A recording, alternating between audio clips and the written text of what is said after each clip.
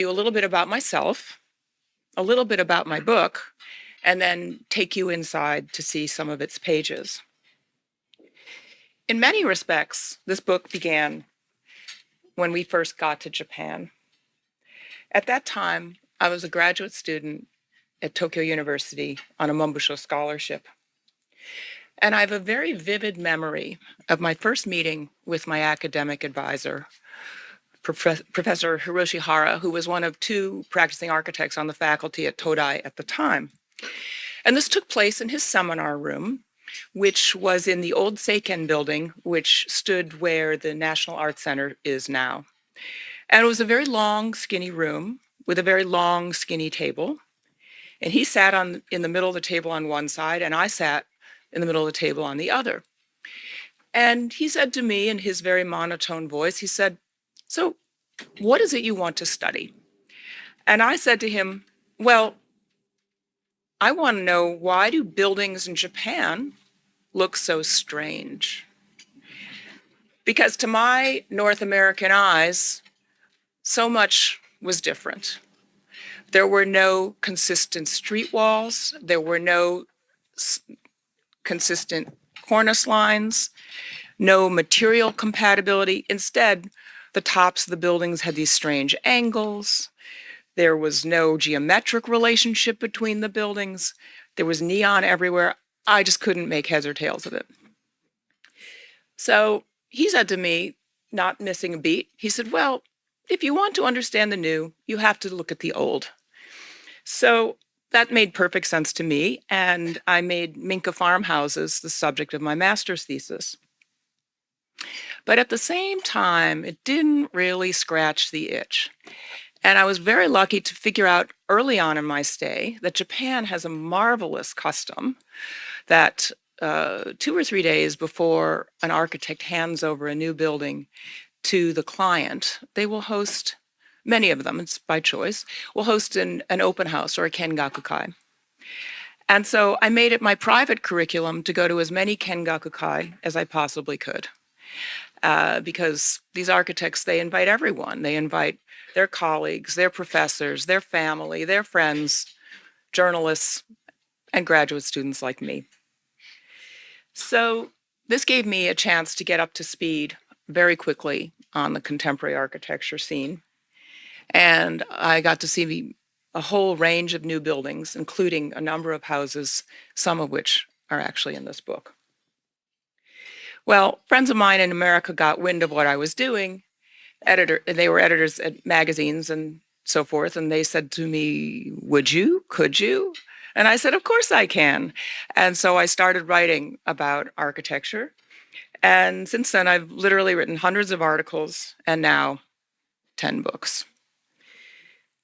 So this book started with a very straightforward idea. I said to myself, if I could take the 100 most impactful, important houses designed by architects in Japan between 1945 and the present, what would that lineup look like? And as Horiuchi-san mentioned, Ando-san very succinctly wrote in his foreword that I was looking for that unbroken chain of creativity that are embodied in houses in Japan. Well, this gave a natural structure to the book, and the book has 9 chapters, each one corresponding to a decade. And within each chapter, there are profiles of the houses I selected from that decade. Profiles consist of written texts that I wrote, as well as a range of drawings and photos. And what I was looking for were the houses that had novel ideas, but a lasting impact. I was looking for the thoroughbreds. I wasn't looking for the zebras. But more than architectural concepts and construction technology, what I really wanted to capture was, what was the experience of these houses? What was it like to live here, to be here? Well, to investigate this, I needed to talk to people. And of course, the first line was to talk to the architects whenever possible. But many of the architects whose works are included in the book are no longer living. So I talked to their staff members. I talked to their professors or their students. I talked to their family members. I talked to the clients when I could. And in one case, I spoke to the client's housekeeper. All of their wonderful anecdotes and descriptions are embedded in my texts. Another way that I got at this, and this is a unique feature of this book, was I invited people from each decade to submit what we are calling at-home essays. And these were written by people who actually lived in the homes. In some cases, it was the architects themselves. In some cases, it was the children of the architects, now grown. In other cases, it was the clients. For example, we have a wonderful essay from Michiko Uchida about growing up in the house designed by her father, Kenzo Tange. Fumihiko Maki and his daughter Naomi shared their memories of the Niseitai Jutaku, the two-generation house that Maki-san designed first for himself and his wife and his parents, and then now his daughter and her family, and Maki-san and his wife. And Katsuhiro Miyamoto, an architect in Kansai, wrote a wonderful piece about his family home. His family had been living in this home in Takarazaka since the early 20th century. It was a small wooden house. And after the great Hanshin earthquake in 1995, it was very, very drastically injured, to use the metaphor. And so the government wanted to tear it down, and he was going to go along with it. And then he said, well, wait a minute. If we tear down this house, what goes is not just the house, but all the memories and all the family time it embodies. So instead, he inserted a rather bold white steel structure to hold the whole house together. And he renamed it appropriately House Surgery. Well, all of the people who submitted essays were very kind and also provided us with snapshots and informal photos that showed the homes in action. But the vast majority of the 544 illustrations had to be unearthed by me and my photo sourcer. We used only existing images and existing drawings. These were made at the time of construction or the time of completion. So the book has a parallel visual narrative where you see at the beginning, the photos are beautiful black and white images and hand-drawn plans. And then by the end, the photos are color and the data has all gone digital. Many of the most iconic images of houses in Japan are in this book.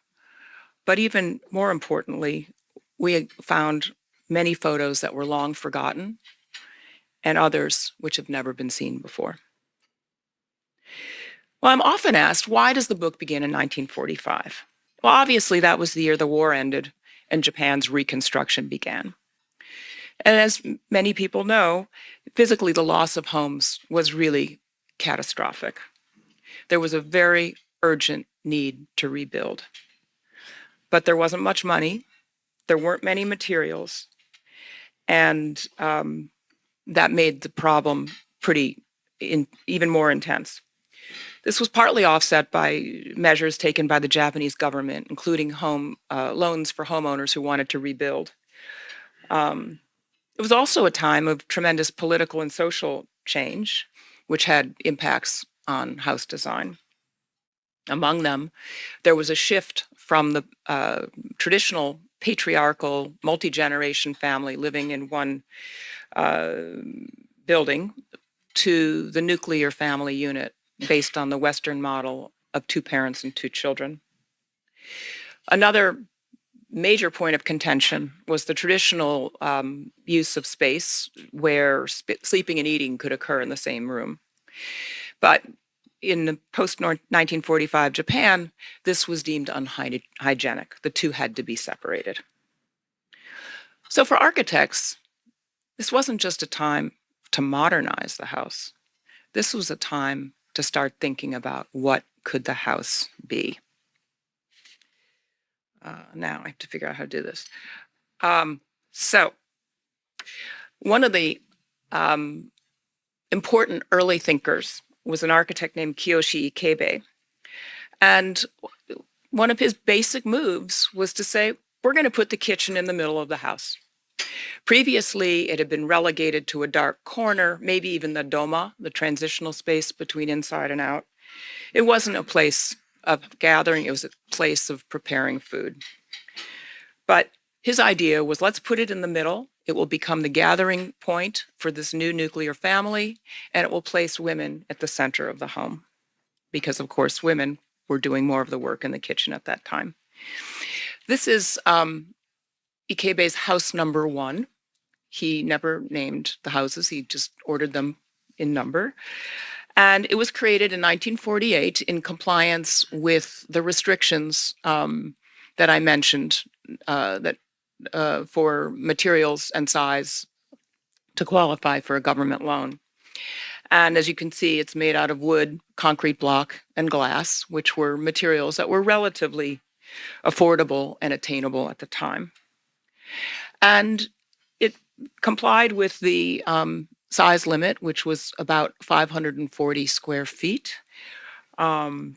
which to our way of thinking would be quite small. But for Ikebe, he didn't view this as a hardship. On the contrary, one of Ikebe-san's most beloved architectural spaces was the traditional tea room, as his daughter told me. And of course, as we know, those are very small rooms, small spaces, designed for carefully choreographed sequence of movements. So that efficiency really appealed to him. The house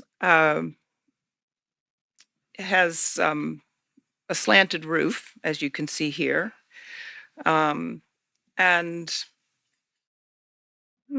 Okay, so these are two different sectional drawings, the one on the left and the one on the right. That's a vertical slice right down through the building. But if you look on the left, you can see there's the slanted roof. And that was a motif that appeared again and again in Ikebe's work.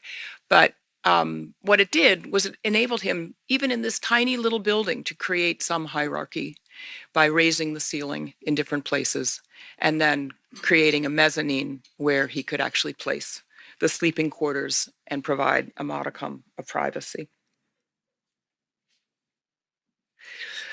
By the 1950s, the immediate crisis had waned. Restrictions had loosened, and commissions for architects were expanding. This is a sky house, which was designed by an architect named Kiyonori Kikutake in 1958 for his own family. And essentially, it was one large square room that he hoisted up on these massive concrete pillars. And it was wrapped on all four sides with a covered porch reminiscent of the traditional engawa. Within the space, furniture and flexible, movable partitions could separate functional zones. Another way he divided the space was with the creation of something he called the move net, which were boxes that could literally be moved around the perimeter in that engawa type space and plugged in at various points. One contained the bathroom and one contained the kitchen, which you see here. How often they actually moved them? Unknown, but an interesting idea nonetheless. As the family grew, there was a need for more move nets, and these became wooden boxes that were suspended from that floor. And these were children's bedrooms, of course. And when I showed this photo to the architect's daughter, she was just delighted to see it. She said it was the best room a child could have. It was perfectly sized. She was separated from her parents. She was very happy while living in this room. Well, by the 1960s, the situation had changed. Japan was solidly on the up and up. The country was gearing up to host the 1964 Olympics. The economy was growing rapidly, and consumers now had disposable income. This meant they could afford to build homes that did more than satisfy basic needs. In the words of the architect Kazuo Shinohara, a house could be a work of art. This is his umbrella house, which is a good illustration of his statement.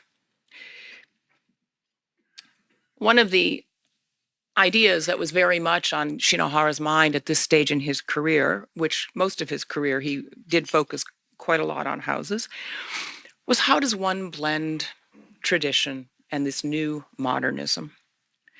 And as you can see, he did bring in a lot of traditional ideas. There's fusuma, which you see on the left, sliding paper panels, and sudare shades, which are here used to divide a room, as well as the roof beams exposed and resembling the spokes of a traditional umbrella. Those all have a traditional character, but at the same time, white walls and a lot of interior light and a state-of-the-art kitchen pointed towards the new modern world.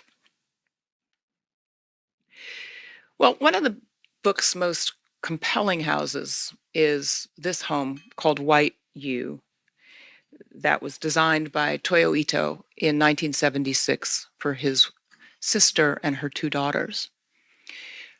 The young family had been living in an apartment close by, but when his sister's husband passed away at a very young age, they wanted to move into their own home near the homestead where Ito and his sister had grown up.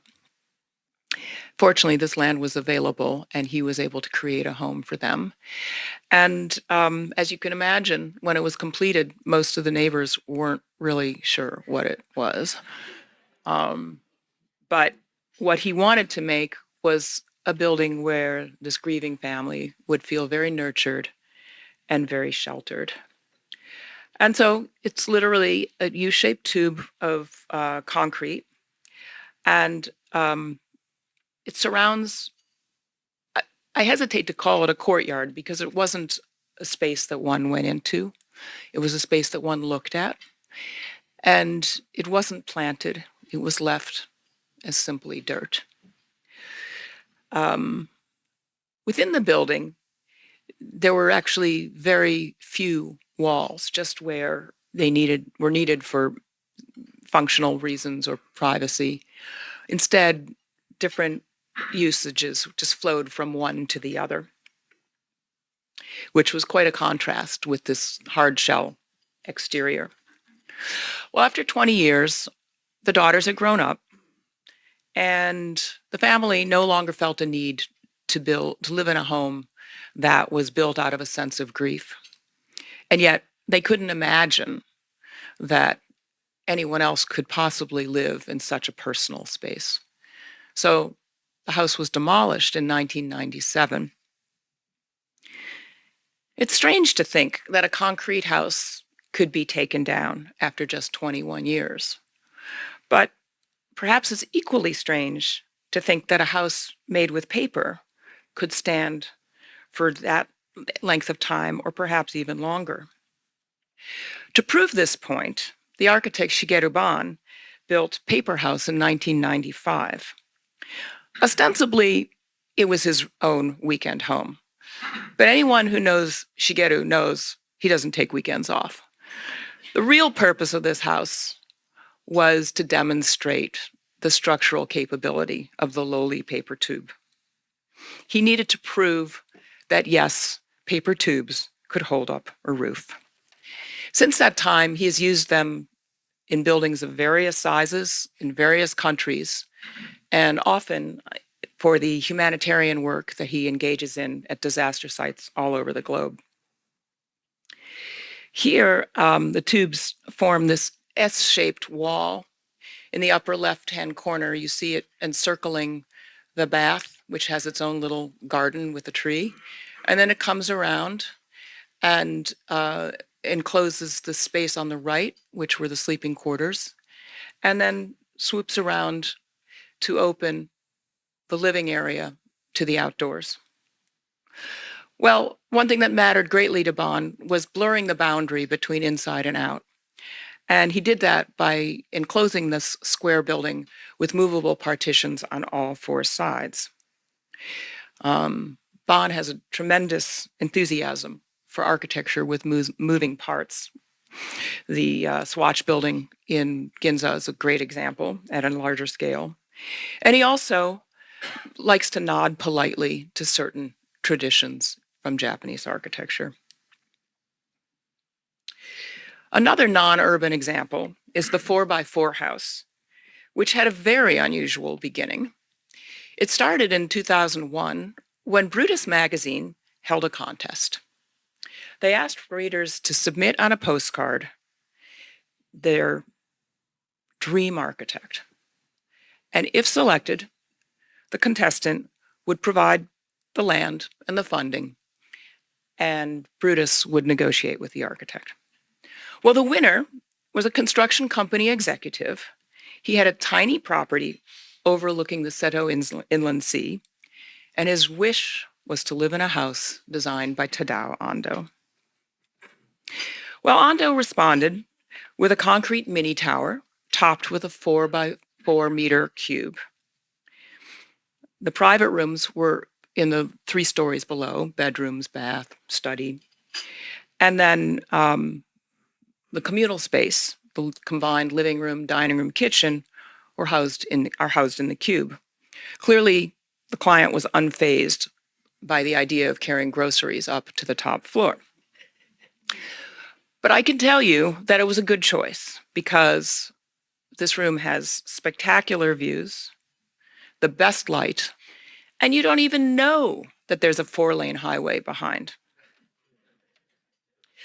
Well, challenging city sites offer opportunities for architects to, oh, there you see a view looking out, and that's the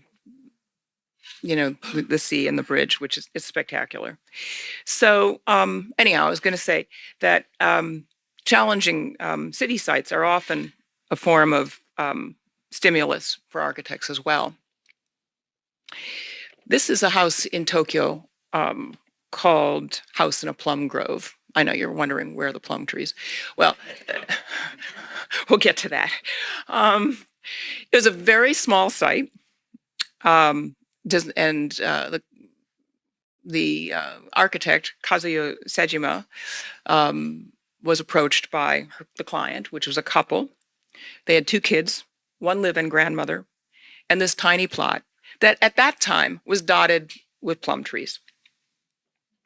Well, as you can sort of see, the land it's a corner plot, and on one side there was a parking lot, and on the other side a teeny pocket playground. Pretty typical conditions for Tokyo. Well, the client really wanted to keep the trees, but of course this made the small site even smaller.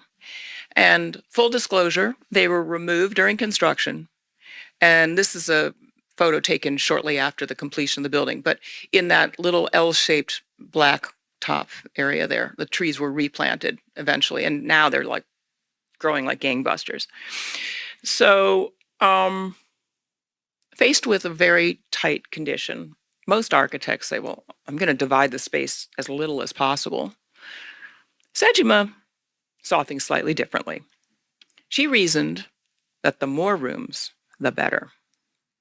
So this poker-faced exterior wrapping conceals a rather remarkable interior. It holds 3 stories, which contain a variety of communal spaces, including a library, tea room, and a rooftop bathroom. In addition, there are individual rooms for each family member. But the rooms were sized by the furniture. So you see the son here in his bedroom, which is literally the width of his bed.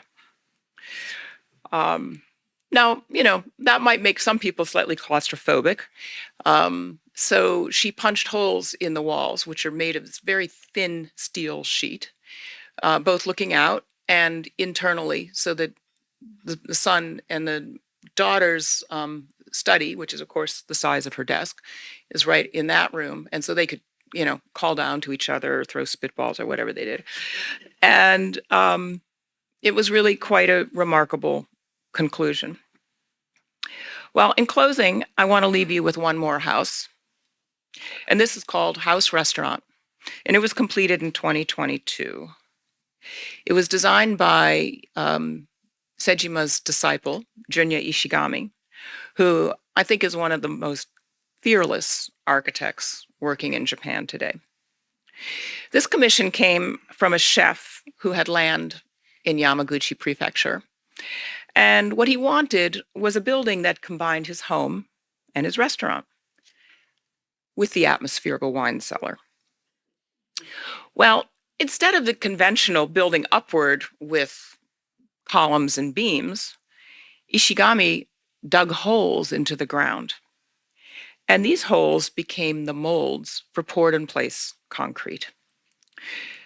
Now, this was an extremely daring strategy because he had absolutely no idea what kind of a space he was creating until the concrete had cured, which took about a month, and all the dirt could be excavated from around it, which took even longer. And when it was done, he was so impressed with it that he decided to leave the concrete in this kind of rough state. His original idea had been, I'll smooth it over, put some kind of coating on it. But he said, no, I love the cragginess, I love the color. And so they just put a clear sealant on it. So what he did was he put the home on one side. And here you see the sunken bathtub, of course it's sunken. And then the restaurant on the other. And here is the, chef's counter, cooking area with seats for the patrons so they can banter back and forth while the food is being prepared. And then in between, he placed 3 courtyards that both bring light into the center of the building and create a buffer between public and private. Well, this is just a very small sampling of the what's inside the book. And I invite you, in fact, there are books for sale in back, to take a look at the other 90 houses, 90 plus houses in the book. As you'll see, each one tells a special story about the time it was built, about the place that molded its form, and above all, about the people who brought it to life and made it a home. Thank you. I'd like to start my question. Which is the most unusual house you encountered? Well, as I said, I was really interested in not the strangest houses. I wanted houses that had some more meaning to them as opposed to just making shock value. But there is a house in Shibuya I think it's called White Ellipse, and it looks like a giant white balloon. It doesn't look at all like a house. It's some kind of fiberglass exterior, and it was created by, the client was a very young guy, and he just said to the architect, build me something. And it brushes shoulders with bars and love hotels, and I'm sure it blends right in. Thank you, Naomi-san, for that wonderful presentation. My name is Masako Egawa. If a student, maybe college student, would ask you the exact same question you asked Hara-sensei, I know it's very difficult to summarize, but how would you describe, how would you answer to the why Japanese houses are strange? Oh, how would I, if I answer my own question, in other words? Yes, you posed a question Right. to Hara-sensei. Right. If a student today asks you the same question, and she may not, he or she may not be able to read the whole book. Sure. Well, I think that, the conventions that we are so embedded in the idea of the house in the West. For example, in America, we would never, ever put the kitchen on the fourth floor. It just would never happen. But here, they're just these rules don't exist. They're not essential anymore. And that gives tremendous freedom, both to the architects, to the clients. I think that homes in Japan that are created by architects tend to be far more personalized. And that creates this incredible richness of possibility. I'm Seiichi Kondo, former ambassador to UNESCO. Thank you, Naomi-san, for a very interesting talk.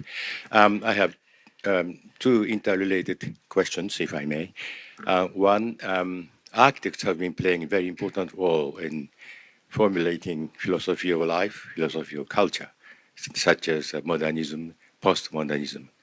But I don't know what postmodernism is, because modernism, I know what that is, but postmodernism doesn't define anything positively. It is something after modernism. So how would you define postmodernism? That's my first question. And a related question is, why do you think Japanese architects are so playing very important role these days? And do you see any sort of relationship between the current of philosophy of life these days and the role played by Japanese architects? Well, I'm going to start by answering your second question, which, in the immediate post-war years, and I'm speaking partly from the architecture point of view and partly a lot from the design point of view, in other words, more objects. Japan had a little bit of an issue with originality. And a lot of the work that was coming out of Japan was very derivative or straight up copies of things that were happening in the West. And very happily, the Japanese government stepped in the 1950s and created something called the Good Design Award, which was intended to elevate originality and innovation. And I think that people began to really see that that was Japan's role. Also, again, it's partly in the design world. There were some foreigners who came over to Japan to educate. And, for example, Bruno Taut, he said to people, don't copy. You've got such richness here of craft capability, of aesthetics. Use your own and modernize it, but use your own. And I think that point of view has really infiltrated everything that gets designed. And over the years, Japan really evolved from a place in terms of architecture and design, from a country of imitators to a country of innovators. And the whole world looks to Japan to see what is the new thing, what is the inventive thing, what is the innovation. So I think Japan's role in the world of architecture and design has changed radically over the course of this book, and I think that it continues to be that way. And in terms of postmodernism, well, that was kind of an odd moment in the architecture world, which came about in the 1980s when it was this strong expression, this rejection of everything modern, and we're going to make it different. We're going to make it colorful. We're going to make it expressive. We're going to make it almost cartoon-like. And the truth is that just didn't really resonate. There's some amazing buildings that were built during that time, but that was not a movement that had real longevity. We see vestiges of it here and there, but overall, it was not a very meaningful moment in architectural history, in my opinion. I'm John Gray. A question about kind of durability. I think, in my experience in Japan, many homes are built to be single generational, or in a rare case, multiple generational.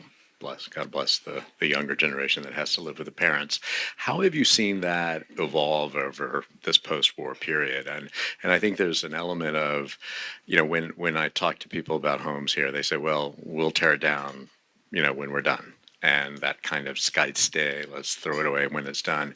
How has that evolved, or has it evolved? And, to what extent so there are two questions, an embedded question, have the use of materials changed? And I know that, in Meiji period and in Taisho, people were much more concerned about putting out the blossoms of Tokyo and fireproofing and making sure things were earthquake proof. Has that created any kind of limitation on the creativity in homes, or what kind of innovations have you seen, in that process leading up to now that has helped both ensure durability, but also safety of the homes that are being constructed now?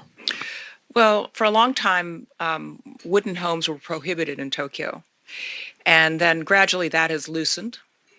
And now there are some more hybrid versions that are coming about. I would say, more than fire, earthquakes are the real issue. And every time there's a major earthquake, the earthquake code gets stricter. And the architects throw up their hands and say, oh my God, what are we going to do now? And yet, I think it was Shigeru Ban who said this to me. He said, the worst thing for an architect is a blank slate. The best thing are having limitations, because that forces you to think creatively. So I think that is definitely, every time I hear someone complain that, oh, the code has just gotten worse, I'm like, okay, well, so, do with it what you will. I'm sure you'll do something great. And that is what happens. In terms of the viability of houses over time, there's definitely, I'd like to think it's a bigger movement than it is. And I try to touch on this in the book by having some examples in the final chapter that point the way of different ways that people are thinking. And even the anecdote I shared with you about house surgery, that way of thinking of, how can we keep old houses that have, it's growing, but it's young architects, it's young clients who are willing to undertake those challenges. And, part of both a blessing and a curse, going back to structure, is that there are regular inspections of old buildings. And I'm not really sure how this works with houses exactly, because a lot of them don't stick around. But there's the need to retrofit for structure often, which can be a very expensive thing. But I think that especially younger generations are recognizing the value of older homes and want to hang on to them. There have been a couple of cases recently where homes from the 60s and 70s were purchased by, there was one that was purchased by an actress, and she restored it. And so there's a little bit of that. It got a lot of attention, which is a wonderful thing.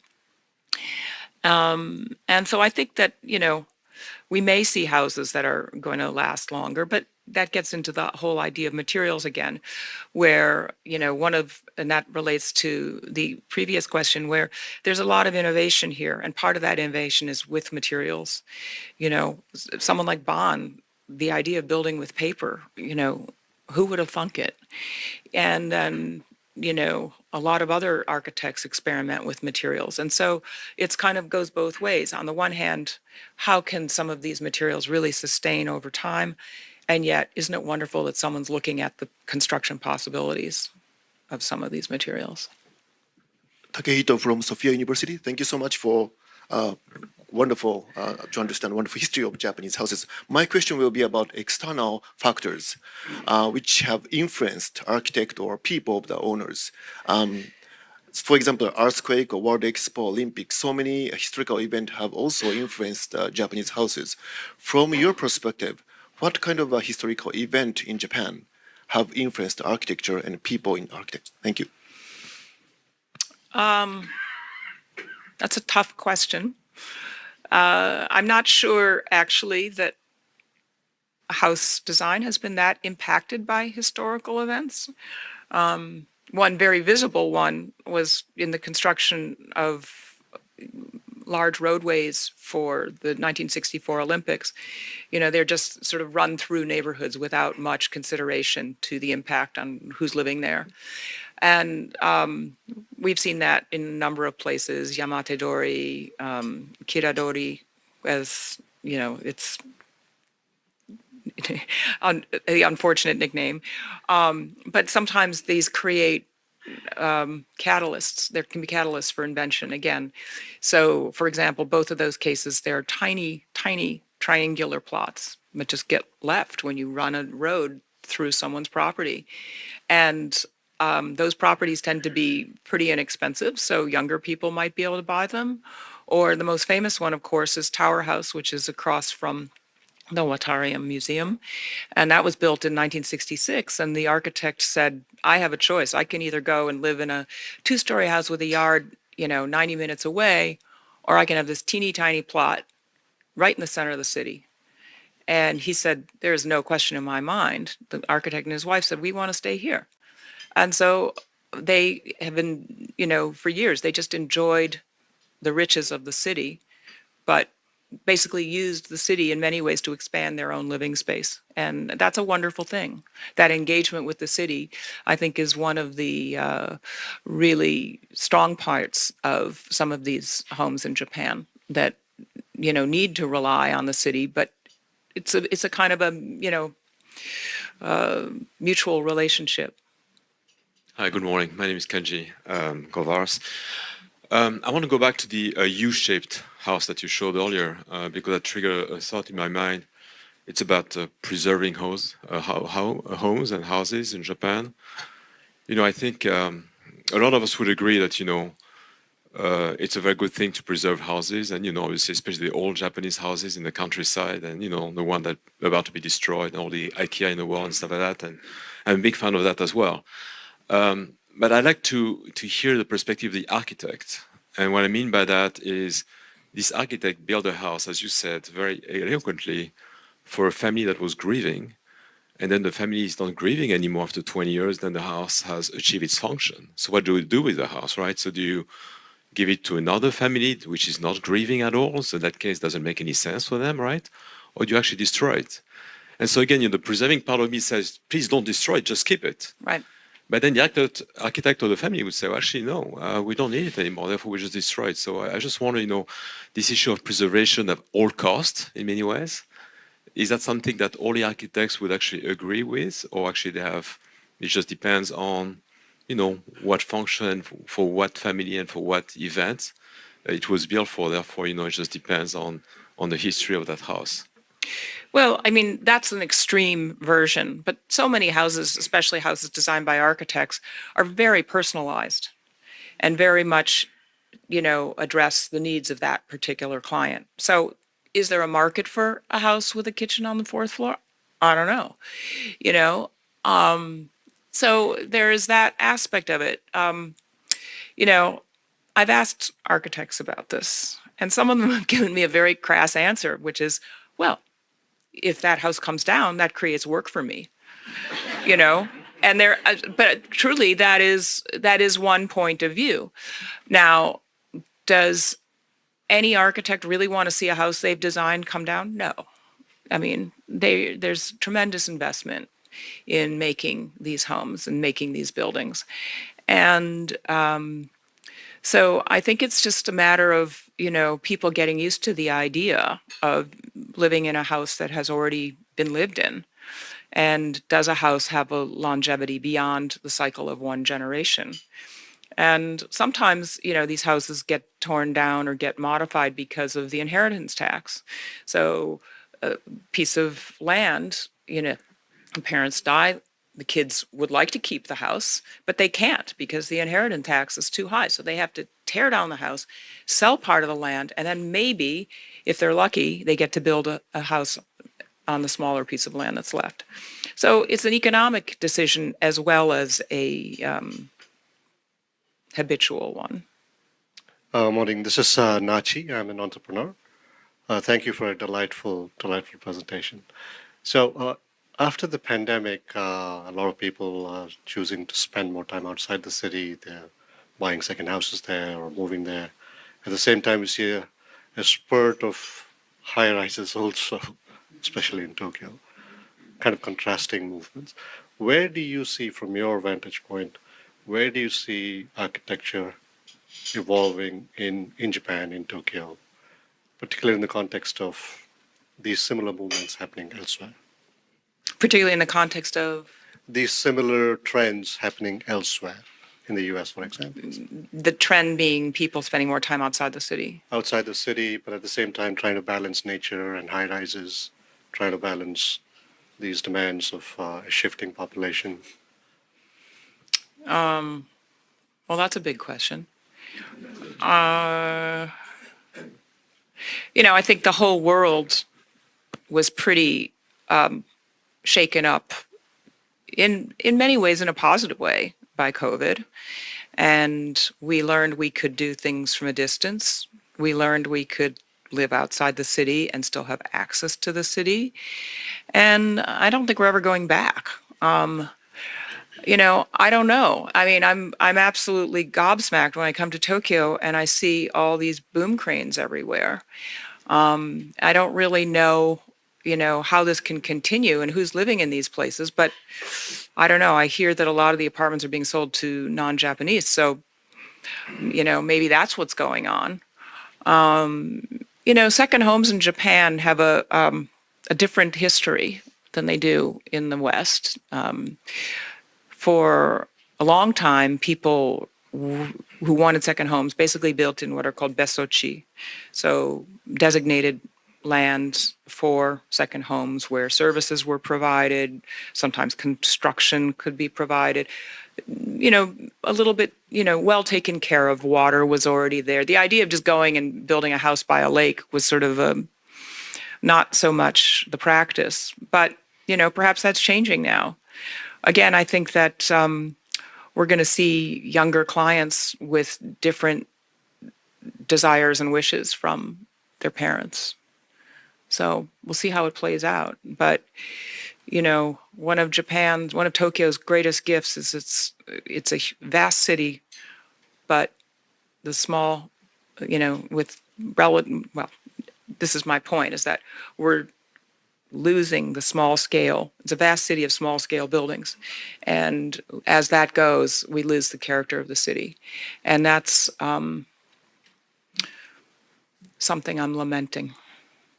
It's Johnny. Hi, Johnny. Hi. I think, you're Japanese in many ways. You've been here so long. And you always keep very understated, and you're not as recognized and acclaimed as you should be. And in addition to the legacy of the book, which is great and amazing, you have also served, I may be misunderstood, but you've also served as a producer of architecture, or a bridge between the client and the architect. And some of the buildings in Tokyo are also your legacy, like the Jewish Community Center.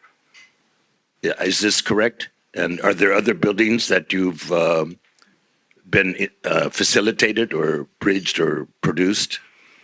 Well, mainly it's my friends who want to build houses. And I've had many friends over the years ask me who, and I say, do you want to live in a house that works or a house that's a work of art? And then based on that, I'll make recommendations. The only really visible project is the Dior building on Omotesando. When that building was going to be rebuilt, Dior came to me and said, we want a light image. We want a female designer. Tell us who. And they picked my first choice, so that was good. That was Kazuo Sejima. Thank you. That's great. So, there's more than a book in your legacy. Thank you. Well, they didn't build it exactly as Sejima planned, but, that's another matter. So.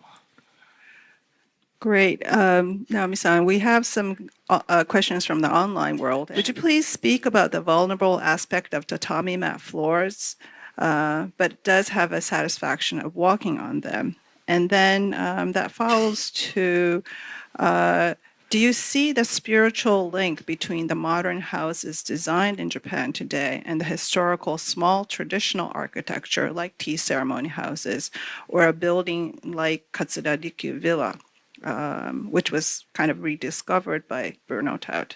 Can you kind of talk about those two aspects, about material and then also the spiritual factor about the Japanese houses?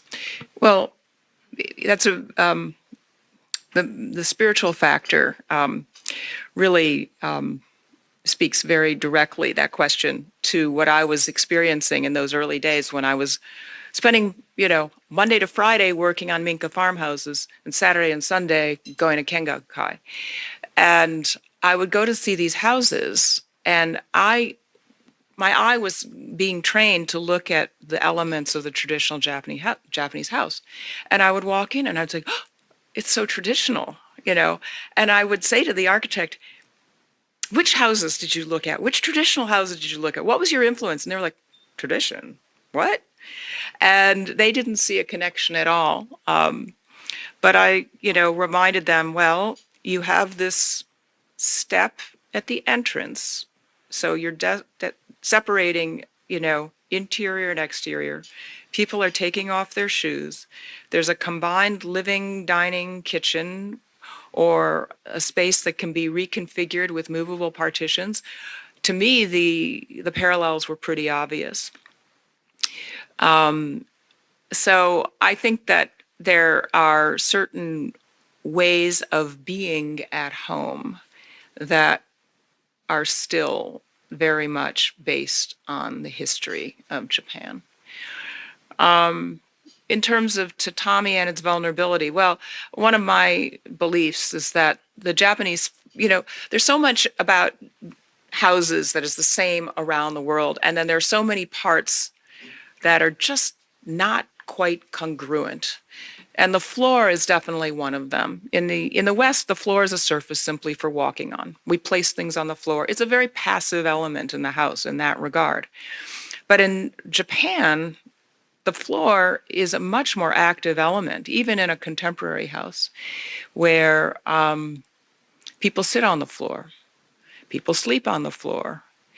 And that is even underscored, more by having tatami mats, which are such a wonderful tactile experience. And sometimes now people are looking for, well, not tatami mats per se, but something that evoke that sensibility about having the body close to the floor. In the West, we separate ourselves from the floor. In Japan, that's not at all the case. I remember meeting with an architect who also designs furniture, and he designed this sofa.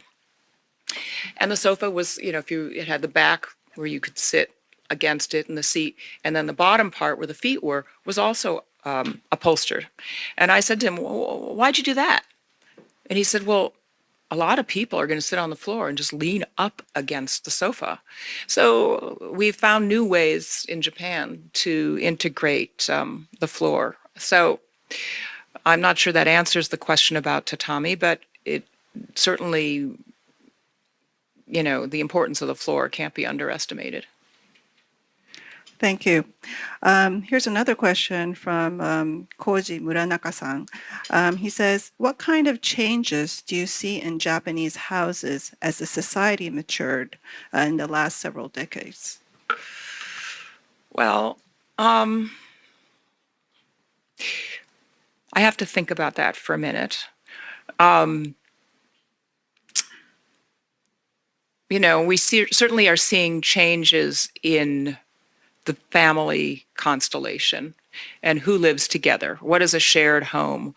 There was a whole bunch of these shared homes that have been built in the last few years where unrelated people are just living together. And it's not just a matter of renting a room, it's a matter of creating a home together. So we're seeing socially a lot of changes, and that has impacts for the shape and function of space in a residential place. And, you know, that would be one of the main ones that I see as changing. I think that there's a move away from the multi-generation living. I, found it in recent years. I see fewer and fewer multi-generation houses being built. That's not that there aren't any, but just there's a trend, I think, away from that. So I would say the main changes that I see that could be explained quickly are social ones. Thank you. Here's another question. This is with regards to architectural design. Which aspect or aspects of Japanese architectural design do you think could best be adopted and even adapted in mainstream American or Western architecture? Well, that's easy. I mean, there are many, but I think that for me, the most obvious one is that we have this point of view in America in particular that bigger is better. And Japan proves again and again and again that the quality of space has nothing to do with the quantity of space.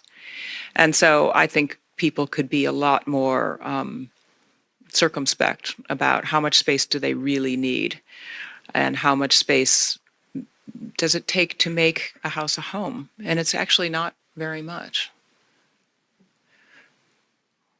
So. Great. Here's another question. Do you have insight into what younger architects are interested in these days and how they are solving some concerns of society in a different way from the current or previous masters of architecture? Well, I do think that younger architects are beginning to think about environmentalism and how can we make more energy sensitive choices as we design. Something that Japanese architects have always been good at, they don't necessarily practice it, is the use of natural ventilation and where you place windows. Even in houses that are, blocked in by other houses, there will be a separate set of windows just for ventilation. And they're not meant for view. They're up high, they're down low, but they draw air through the home. So I think that, Japanese architects have had some sensibility, and maybe now younger designers are a little bit more concerned about it. The other area that I do see some, and this gets back to one of the earlier questions, one of the houses in the book, it did not start with an old house. They took an old building at an academic institution nearby, and they took parts of the building and integrated them into the house. And I'm forgetting the word, but there is a word, it comes from actually ancient Greek or Roman architecture, where people would literally take parts of buildings and integrate them into their new building. And that's what this particular practice is really interested in doing. They're not saying, well, we're going to save every old building, but we're going to take parts of old buildings and reuse them. And why not? So I think that there's some move towards valuing the pre-existing. Okay, and lastly, this is from Yamamuro-san. He says, today, buying houses in big cities looks like only for the rich. It's not just in Tokyo, but it's globally. And, it's not about architecture, but what do you think about the whole circumstances around that to build a house in a city? Well, actually, I think compared to a lot of other places, for example, the United States, I think that architectural services are far more affordable here.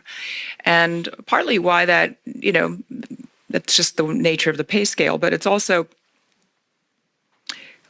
sometimes I find that younger clients are buying the land that no one else wants. It's those triangular plots. It's the, slice of land next to a cemetery.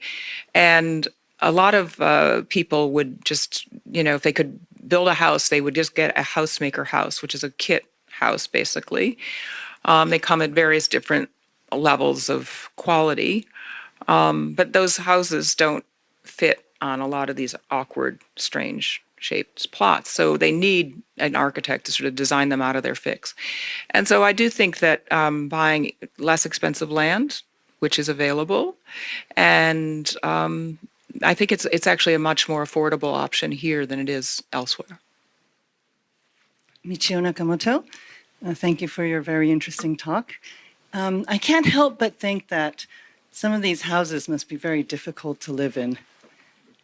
So I'm wondering if you can share any stories about people saying, well, actually, having built this, we're having second thoughts. And also I'm wondering, is there something about Japanese culture that all these people are willing to build strange houses that are difficult to live in?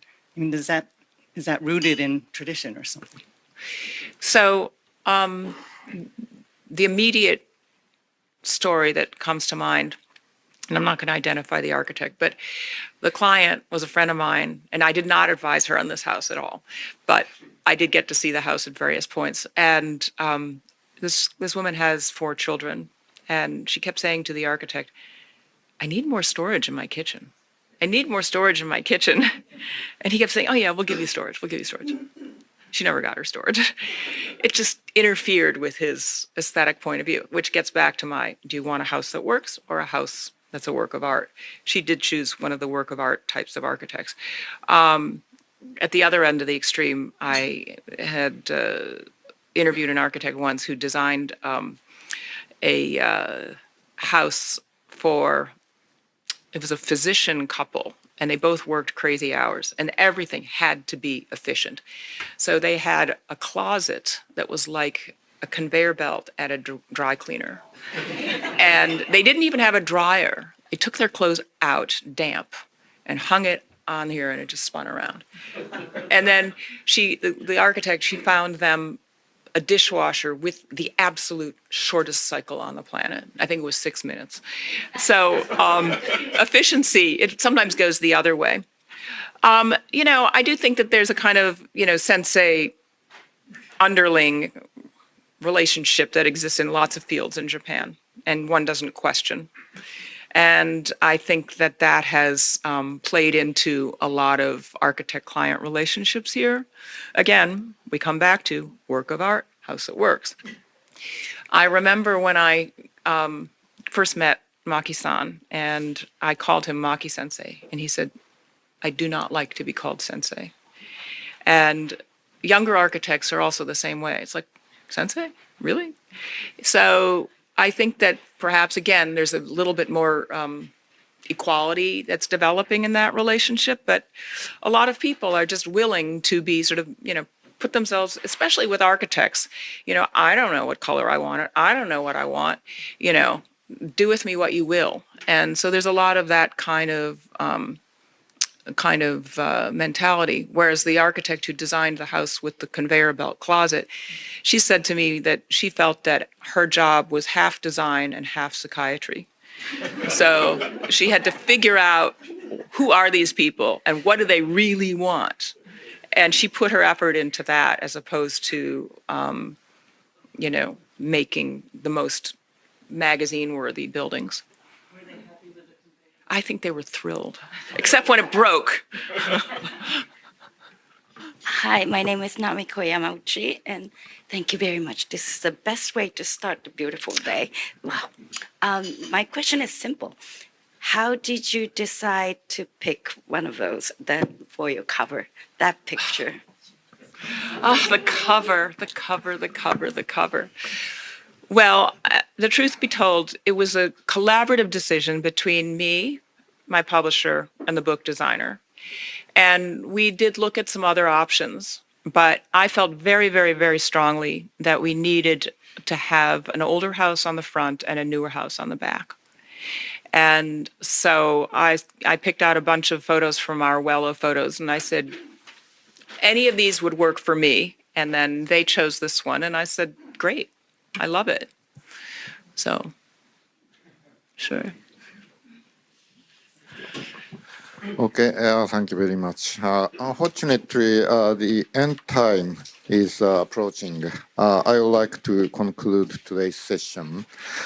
Naomi-san, thank you very much again for your informative and insightful speech. So everyone, please give her a big hand again. Thank you very much.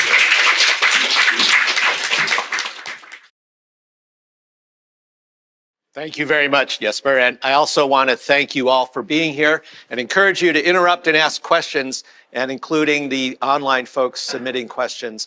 This is going to be very interactive. Before we get started, I just want to thank Cecilia Mellon, who's a valued member of the advisory board of the MIT Sloan Sustainability Initiative that I co-founded, and Bethany Patton here is senior director in that work and the director of what we call our Climate Pathways Project. You'll hear a little bit more about that in just a moment. So please interrupt, ask questions, challenge us. This is not going to be a presentation followed by too few minutes of question and answers. And since I am a professor in the School of Management, we always call on our students, and you are not exempted from this morning. So I may point my finger at you and ask you what you think about that issue. That's going to be the way we go. So what I'm not going to do is I am not going to give a talk about climate science or what's happening in the climate. There's no credible doubt that the climate is changing, that the principal cause of this is humans burning fossil fuels primarily, and there is no credible doubt that climate change poses grave threats to our health, our security, our prosperity, and our lives. That is not in doubt. The problem is there's no agreement, no consensus on what we should be doing about it. So there's an enormous long list of proposals that people make about their favorite solution, the silver bullet that they believe will solve the climate problem.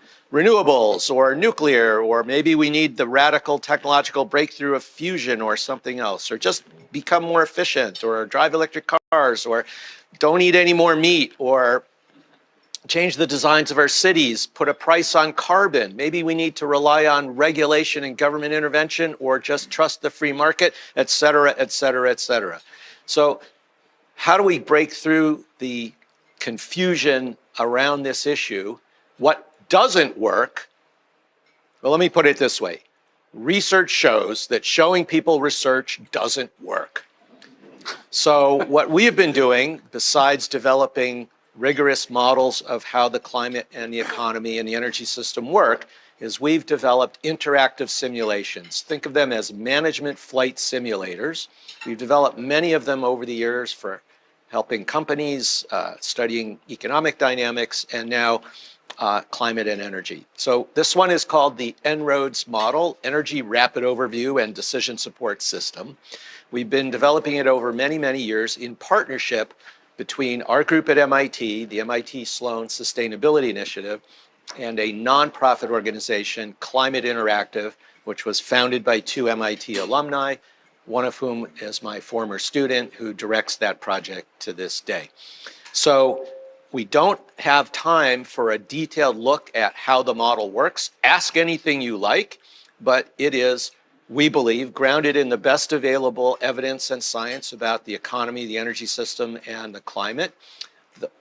Those issues are uncertain, so you'll also see that we can change. You can ask me to change any of those assumptions.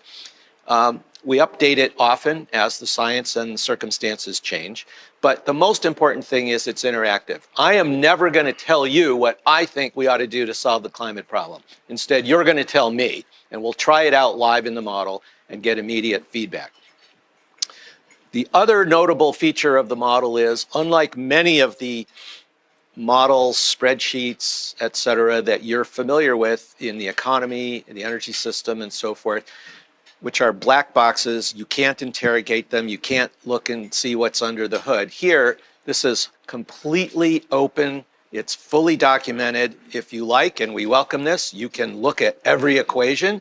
And so your task this morning is not only to suggest what we can do collectively to solve the climate crisis, but to criticize the model. All models are imperfect, including this one.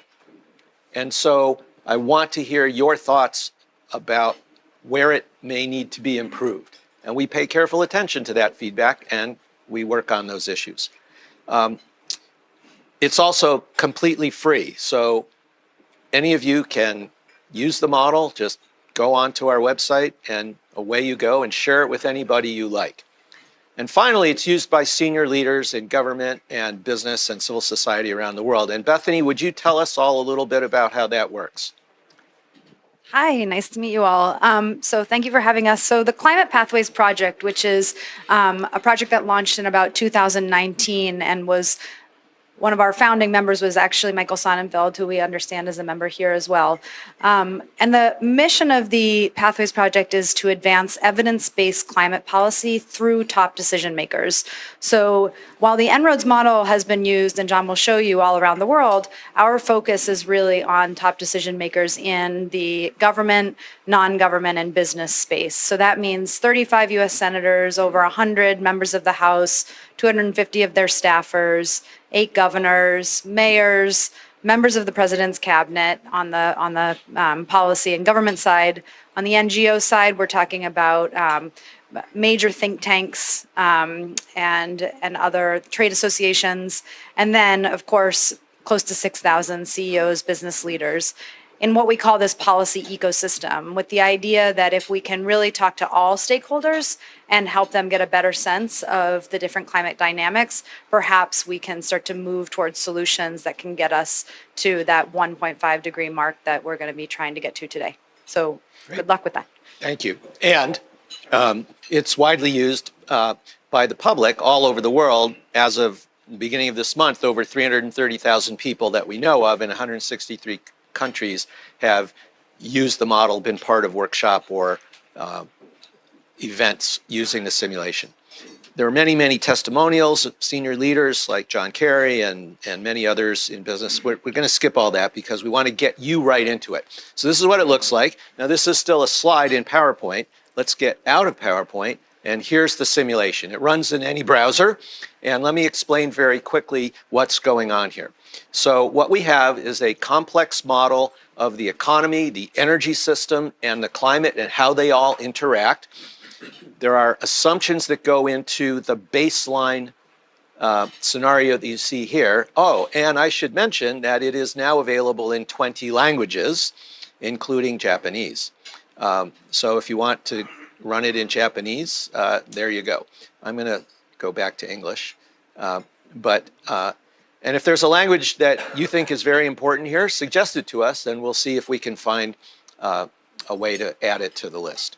So what are some of the assumptions behind this? Well, first of all, the model actually begins in 1990. This graph shows total global primary energy use from 2000 to 2100 by source. Coal in brown at the bottom, petroleum in red, fossil gas in blue. In the model, we have wind, solar, hydro, geothermal. All of these are modeled separately because they have different supply curves, costs, rates of technological progress, but we add them together in the green wedge of essentially zero carbon energy. We have 3 ways to do bioenergy, from crops and crop residues, from wastes and from wood, and then nuclear power is the thin blue line on top. The model's been very carefully calibrated to historical data. I won't spend significant time on this, but for example, from 1990 to here 2020 and going beyond, you see in the thin line is the actual cost of solar photovoltaics, which you all know has fallen dramatically as a result of learning, scale economies, technological progress. It's now significantly below 20, 30 cents per peak watt, the cheapest way to make electric power by far. And the model tracks that, replicates that extremely well. And here's global average surface temperature. So This is in degrees above pre-industrial levels. And of course, we've already warmed our world about 1.3 degrees above pre-industrial levels.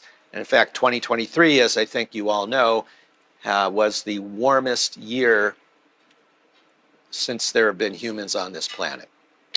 And the impact of the climate change that already 1.3 has generated is noticeable. In fact, the majority of people on the planet last year were affected in some way by climate change, adversely affected. And you can see that the temperature varies somewhat from year to year, but the model in the black line picks up the trend. We've done this calibration for literally hundreds of other variables in the economy, energy, and climate system. You can access them all and decide for yourself whether you think the model does a good job on that or not. But let's take a look at some of the baseline assumptions. So here, the projection is that global energy use is going to grow. Part of that, of course, is due to population growth. This is the UN's best prediction of population growth. 8.1 billion people on the planet today. They're saying 10.4 by 2100. And you can see how that breaks down by region here. So the developed world, United States, EU, other developed countries, including Japan, are down here. China's already peaked. India is expected to peak in the next decade. And almost all the growth is projected to be in the developing world, Africa, Latin America, Southeast Asia, ex-India, etc. Now, these assumptions are uncertain. So if you want to try something else, if you think population will be lower or higher, you just grab a slider and you change it. And as I do that, the model, the entire system, instantly resimulates and shows you what the likely impact would be on energy, the economy, greenhouse warming, etc. Same story for future economic growth. So this is the assumed GDP per capita by region. You can change all these assumptions. This is a fairly standard scenario that's widely used in climate modeling. And then we have technological progress as well. So this is the energy intensity of the economy. It has been improving at about 1.2% per year global average. And we're assuming that that's going to continue as the result of technological progress and shifting gradually towards a more service and information-based economy. And all these assumptions you can change, but the result of this is total energy demand globally grows, not as fast as the economy because of the technological progress, but it grows. Where is that energy coming from? Well, almost all the growth is being supplied by the renewables. And as you all know, solar, wind, et cetera, they're growing very rapidly, double-digit rates around the world. But not fast enough in this baseline scenario to drive out the fossil fuels. So whereas in Dubai, and we've had members of our team at all the UN COPs since Copenhagen, that was the first one I went to. I was in Paris with the model and our team. Bethany was in Dubai just recently. The Dubai Agreement called for a transition away from fossil fuels. And as you know, most countries and many companies have pledged net zero by 2050 or 40 or 60. Those are pledges, those are promises. In the model, any climate action that's been implemented as law, regulation, or action on the ground is in our baseline. So the Inflation Reduction Act in the United States. But a pledge that we're going to be net zero by 2050, that's what we call hot air. It's nothing until they take action. So that's not in here. And as a result, fossil fuels continue to dominate the energy system. And as a result, we have growing and then high greenhouse gas emissions. So that's what you see in this graph. The green band are the emissions from deforestation and land degradation. It's about 15% of total emissions today. By far, the biggest contributor to climate change is the CO2 from burning the fossil fuels. Yes, sir, please. Just on your last point about the pledges not being in here, I wonder, do you have that sort of the pledges already built in so we could see what that overlay looks like? That's an excellent question. And that little red dot sums up our estimate of what global greenhouse gas emissions would be in 2030, which is the end of the Paris commitment period, if every nation fully delivered on its pledge. And it's not very far below the baseline. And as I think you may know, essentially no nation on the planet is on track to meet their commitment represented by that red dot. So your job this morning is going to be to tell me what kinds of policies you would recommend or would like to explore to bend that emissions curve down. So let me go back to the breakdown here. So the gray band is the CO2 emissions from burning the coal, oil, and gas over here, and by far the largest contributor to climate change. Then you have other greenhouse gases. The yellow band are the fluorinated gases, CFCs, PFCs, sulfur hexafluoride, et cetera. Very powerful warming agents with very long atmospheric lifetimes. The biggest gas after CO2 that's warming our planet is methane. That's the blue band. And then there's nitrous oxide, which primarily comes from agriculture and excessive use of synthetic fertilizer. Yes, sir, go ahead. So is this a direct functional relationship of the fuels burned and the effect on the warming, or have you taken certain other factors, which again, there's a lot of debate about, other factors causing turbulence in the atmosphere and changes over eons and so on? Have you accounted for some of that? So the time frame of the model, so basic answer is yes. The time frame of the model is between now and 2100. Historically, in geological time, over hundreds and thousands and millions of years, there are variations in the climate that come from obliquity and precessional changes in the Earth's orbit. They're called Milankovitch cycles. Not relevant here because we're talking about the year 2100, which is really very close, not eons. But yes, all those factors are in there, and invite you to look at the documentation. I meant it as a control measure because, we've taken a shorter time period just for the account of understanding what's causing rise in temperature from our activity.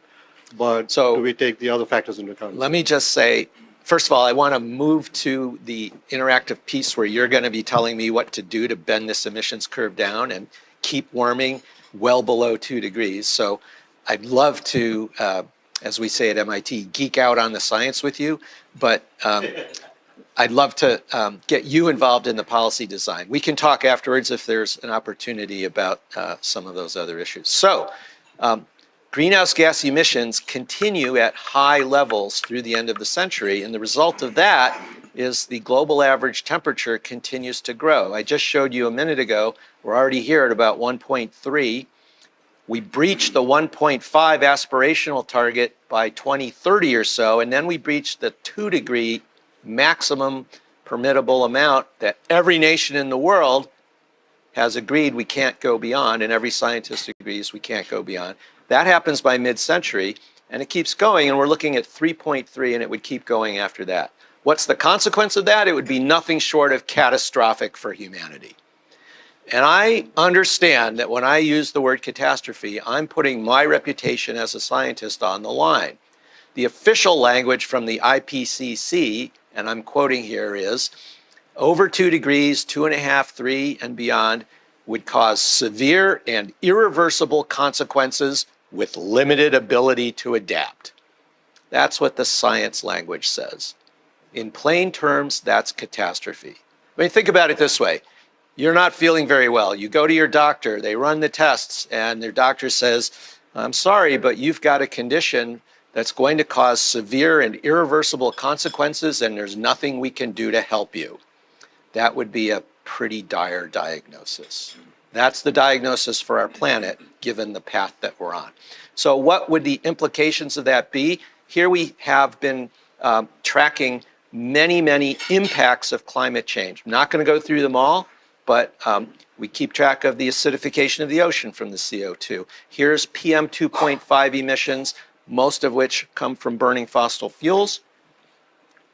7 or 8 million people die prematurely worldwide from this every year, according to the WHO.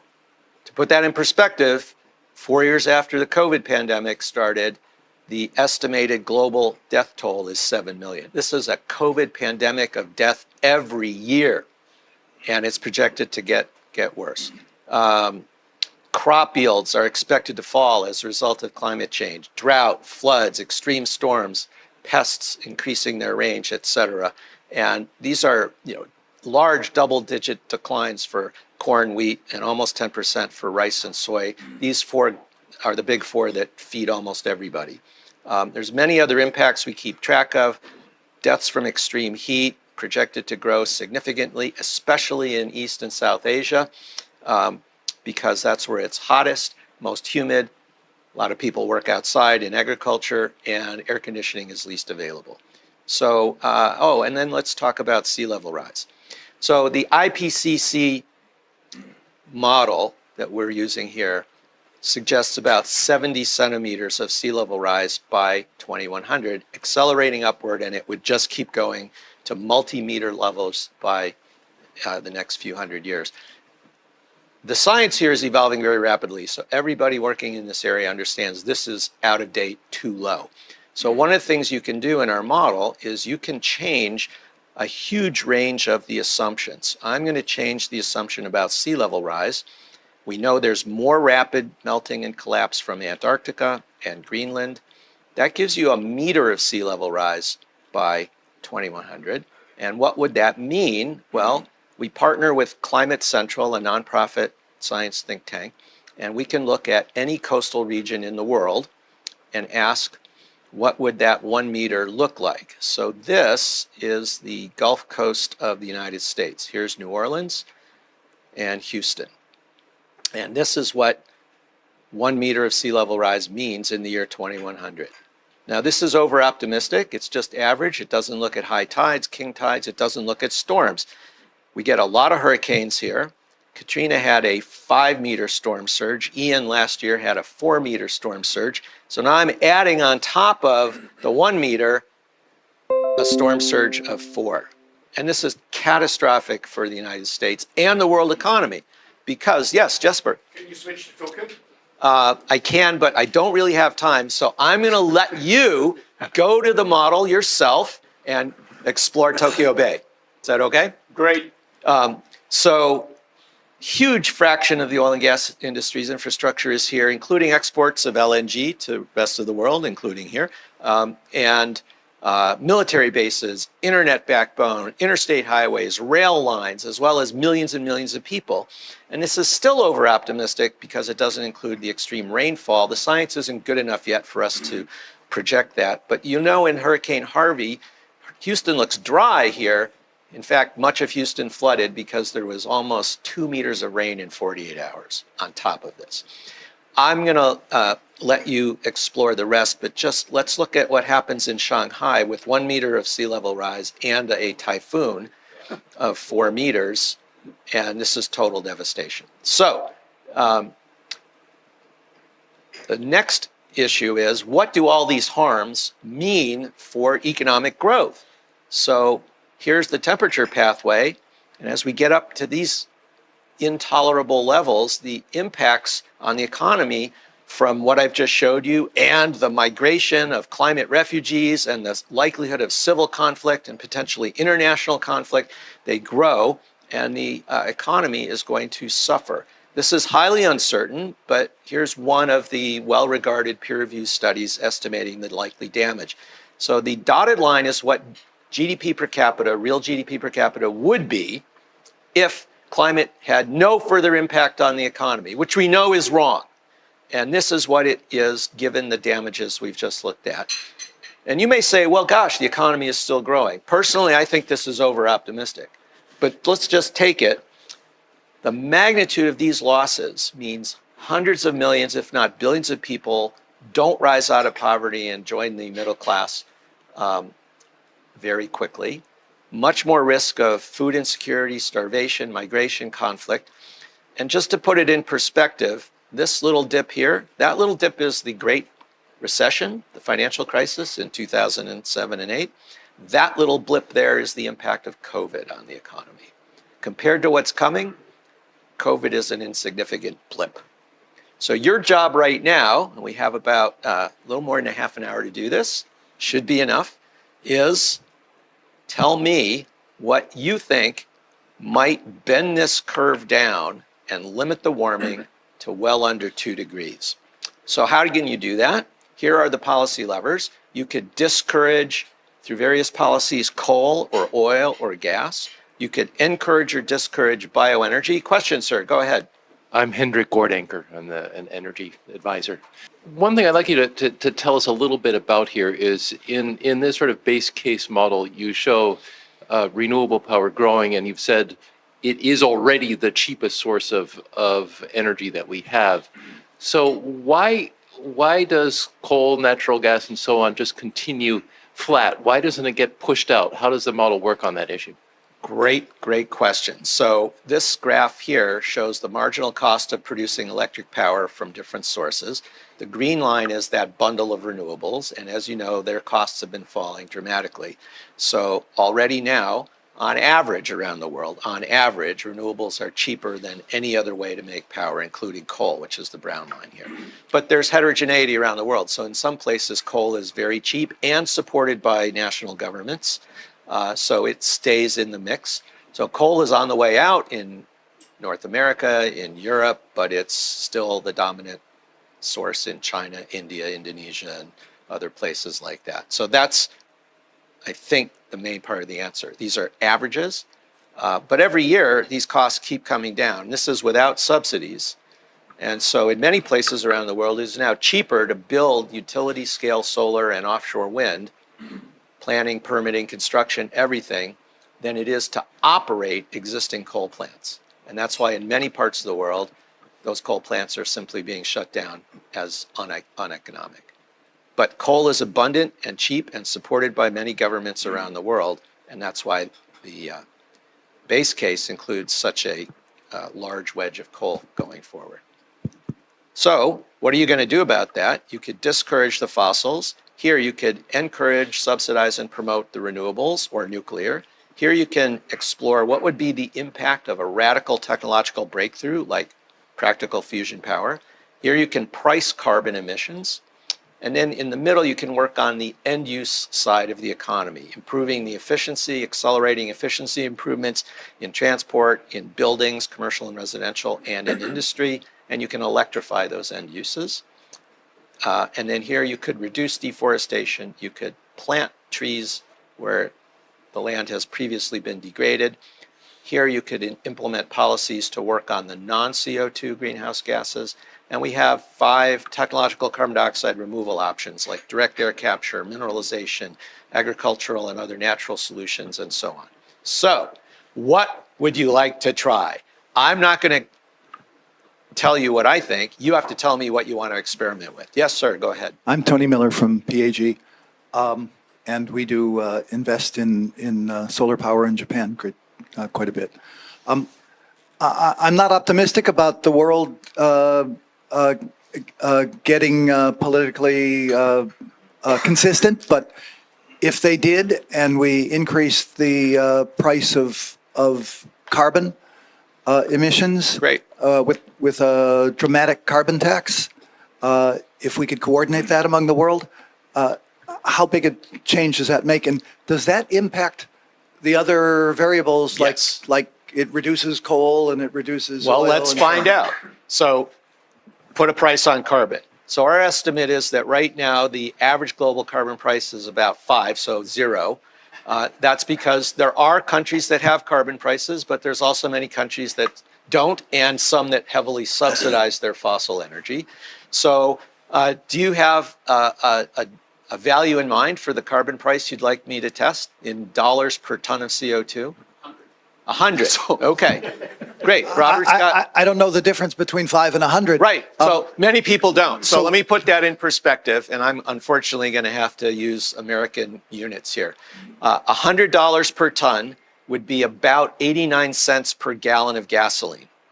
So 22 cents per liter-ish.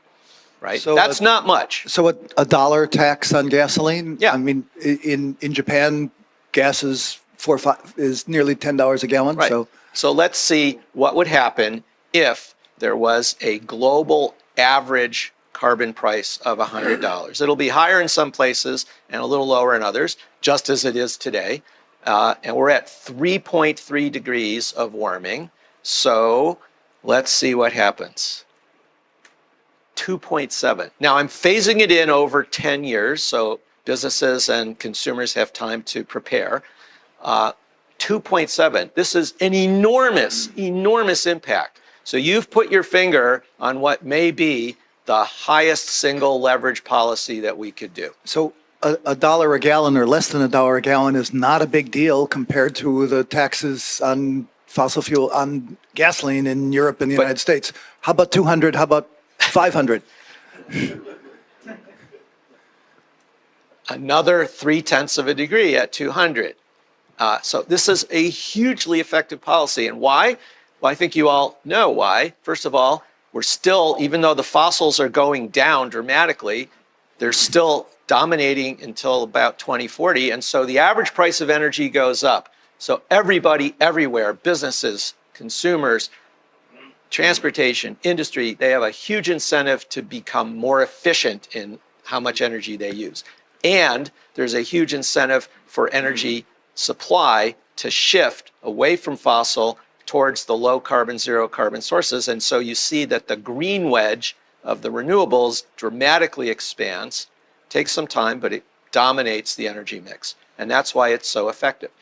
Now, I've got to raise the issue that always comes up. 200 may be politically difficult, but 100 is close to the European trading system price now.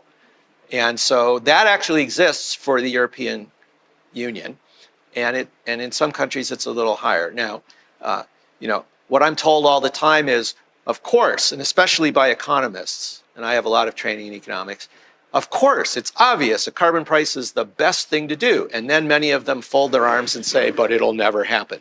So I love economics and I love economists, but they're not political scientists. And the fact of the matter is, carbon prices exist today, and anything that exists is possible. So here you see the World Bank's carbon price dashboard, showing all the countries, provinces, and states around the world that have carbon prices, including now China and Canada and parts of the United States. 73 political units, countries, provinces, states. It covers 23% of global emissions. Now, the average price is too low, and 23% is not 100%. But anything that exists is possible. And with the carbon border adjustment mechanism that the EU has passed, starting to be implemented next year, this is likely to grow. So the other big issue that comes up around the carbon price is it's regressive. If you just put a price on carbon, it's going to hurt the low-income people in every country and the people in the developing world. So how do we solve that problem? The best solution that I have heard, and it was proposed by many economists, including former Secretary of State George Shultz, who he just passed away a few years ago, PhD in economics from MIT. And I did have the opportunity to brief him with the early version of this model some years ago. His proposal, along with former Secretary of State Jim Baker and many others on both sides of the political spectrum in the US, is you give the money back to the people as a carbon dividend. So there's trillions of dollars at $100 per ton globally that would be generated here. You give every single dollar back to the people in each of those countries that have the carbon price as a carbon dividend. So I think you all know about Oprah, right? So you get a check and you get a check and you get a check. Everybody gets their share of the money. And low-income people and people in developing countries, they have small carbon footprints. And they don't drive, they don't fly very much, they don't have big, huge houses. So they would actually get more back than their costs would go up. Affluent people like all of us, we would pay more. Our energy footprint, our carbon footprints are large, and we can afford it. No problem. That's the way to solve this problem. And by the way, from a macroeconomic point of view, giving that money back to the people means that consumption expenditure and aggregate demand remain high, so it won't harm the economy. Fantastic, high leverage policy, $100 a ton. You went from 3.3 to 2.7. The one policy to take with you to a desert island if you can only take one. Yeah, but it's still catastrophic. So we're not done. Jesper, you're absolutely right. 2.7 is unacceptable. The carbon price is great. It doesn't solve all, especially at a level like 100 that's possibly politically achievable. So what else should we do? Before I give up my microphone, can we just see what 400 or 500 looks like? Yes, we can do that. Let's see. How about 250? 2.3. We can go higher, but I'm going to run out of time if I don't move on. But even 250, which... So do the $100 and then ramp up nuclear to make it 1.5. Okay, so now we have another way to go. So first, before we do that, 2.7, what's happening to nuclear as the result of the carbon price? It's growing. That makes sense, right? Nuclear takes a lot of carbon to build them, steel, concrete, fuel cycle, et cetera. But once you've got them built, roughly zero carbon. So when you price the fossils higher, so they're closer to their true cost, nuclear is incentivized, and we get a substantial amount more. But what if we had policies that promoted nuclear worldwide? So we have 2.65 degrees, and I'm going to put in a giant subsidy for nuclear, 7 cents per kilowatt hour. That's huge. Tax credits, loan guarantees, indemnification against risk, et cetera. So Jesper, now we have a massive expansion of nuclear worldwide. What did it do to the climate? Nothing. Why? So this is where the professor calls on you. Jonathan? Yeah, but penetration is so low.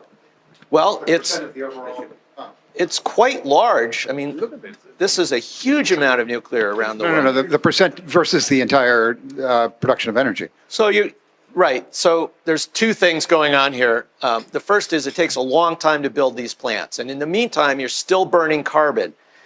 Just as you all know, there's a time value of money, right? You strictly prefer $1 million today than $1 million in 2030 or beyond. There's a time value of carbon. And the reason is CO2 in the atmosphere lasts half-life of 100 years. So you put a ton in the air today, it warms the planet every day for long past we're all dead. If you take a ton out in 2030, you've got all that extra warming for all that additional time. So there's a very high premium on cutting emissions quickly. And nuclear doesn't help because it just takes too long to build them. But the most important thing going on, watch what happens when I take the nuclear subsidy out to the energy mix. So here we are, we have a lot of renewables coming on. The fossils are slightly declining because of your carbon price. Now we subsidize the nuclear. You get lower fossil, but what else is happening? Look, if I make nuclear really cheap for TEPCO or any utility anywhere in the world, they're going to build more nuclear because now it's cheaper for them, and they're going to build fewer utility scale solar and offshore wind farms. And so you cannibalize the other zero carbon sources, and that's the main reason nuclear has essentially zero impact. So it's very expensive. Let's see what else you have in mind. Yes, sir. Carbon sequestration or removal? Great. So that is in the model. Let's see what's happening. So coal is on the way out already, but there's a lot of fossil gas left. Let's see if the $100 a ton carbon price has made carbon capture practical. So the answer is yes, to some extent. Now, natural gas is used in two main ways. Non-electric uses, which means heating your home, heating your business, small industries. Those are non-point sources. You cannot practically capture much of that carbon. Electric generation, though, you can capture that. And as you can see here, most of it is being captured and sequestered. So that's already happening here. But that's part of how we got to 2.65. So what else do you want to try? Yes? Electrify end uses. Well, just electrify as much as everything as much as you can. Great. So let's. Yeah, I mean, when you hear about people talking about renewables being such and such 100% of whatever, they're talking about electricity, 20% of primary energy use. The other 80% is a bigger concern. Right. So let's electrify end uses, and that looks like electric vehicles, land-based vehicles. I'm not going to let you electrify aviation or waterborne shipping here, although people are working on it, and in the model you can try that.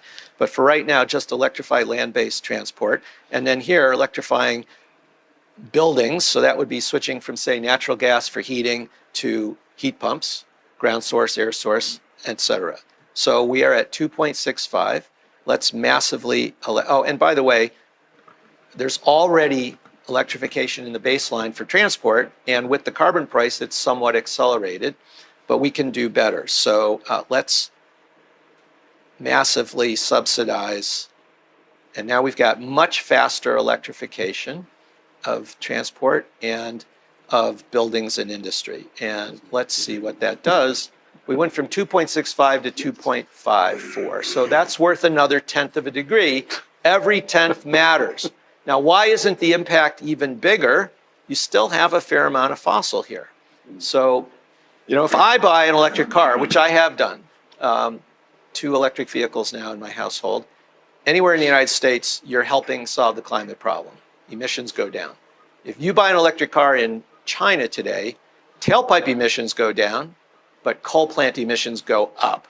And so the impact is very weak. So you have to simultaneously decarbonize the electric generation system while you're promoting end-use electrification. We've got much of the coal leaving, but not all of it. So we can add to what we've done here a phase out of all new coal infrastructure starting in 2025. And we could reduce the utilization of existing coal plants by some amount. And now you see coal leaves the system much, much faster. And now we're down to 2.49. So decarbonizing the electric system at the same time we're promoting end-use electrification is very effective. 2.49, we still need some more ideas. Go ahead. I'm curious as to what the impact of technological carbon removal could be. What technology do you have there, and what is the expectation we can get out of that? Is it something that... So we have here the most important carbon dioxide removal technologies people discuss: direct air capture, enhanced mineralization. You inject CO2 into basalt, for example, it becomes calcium carbonate.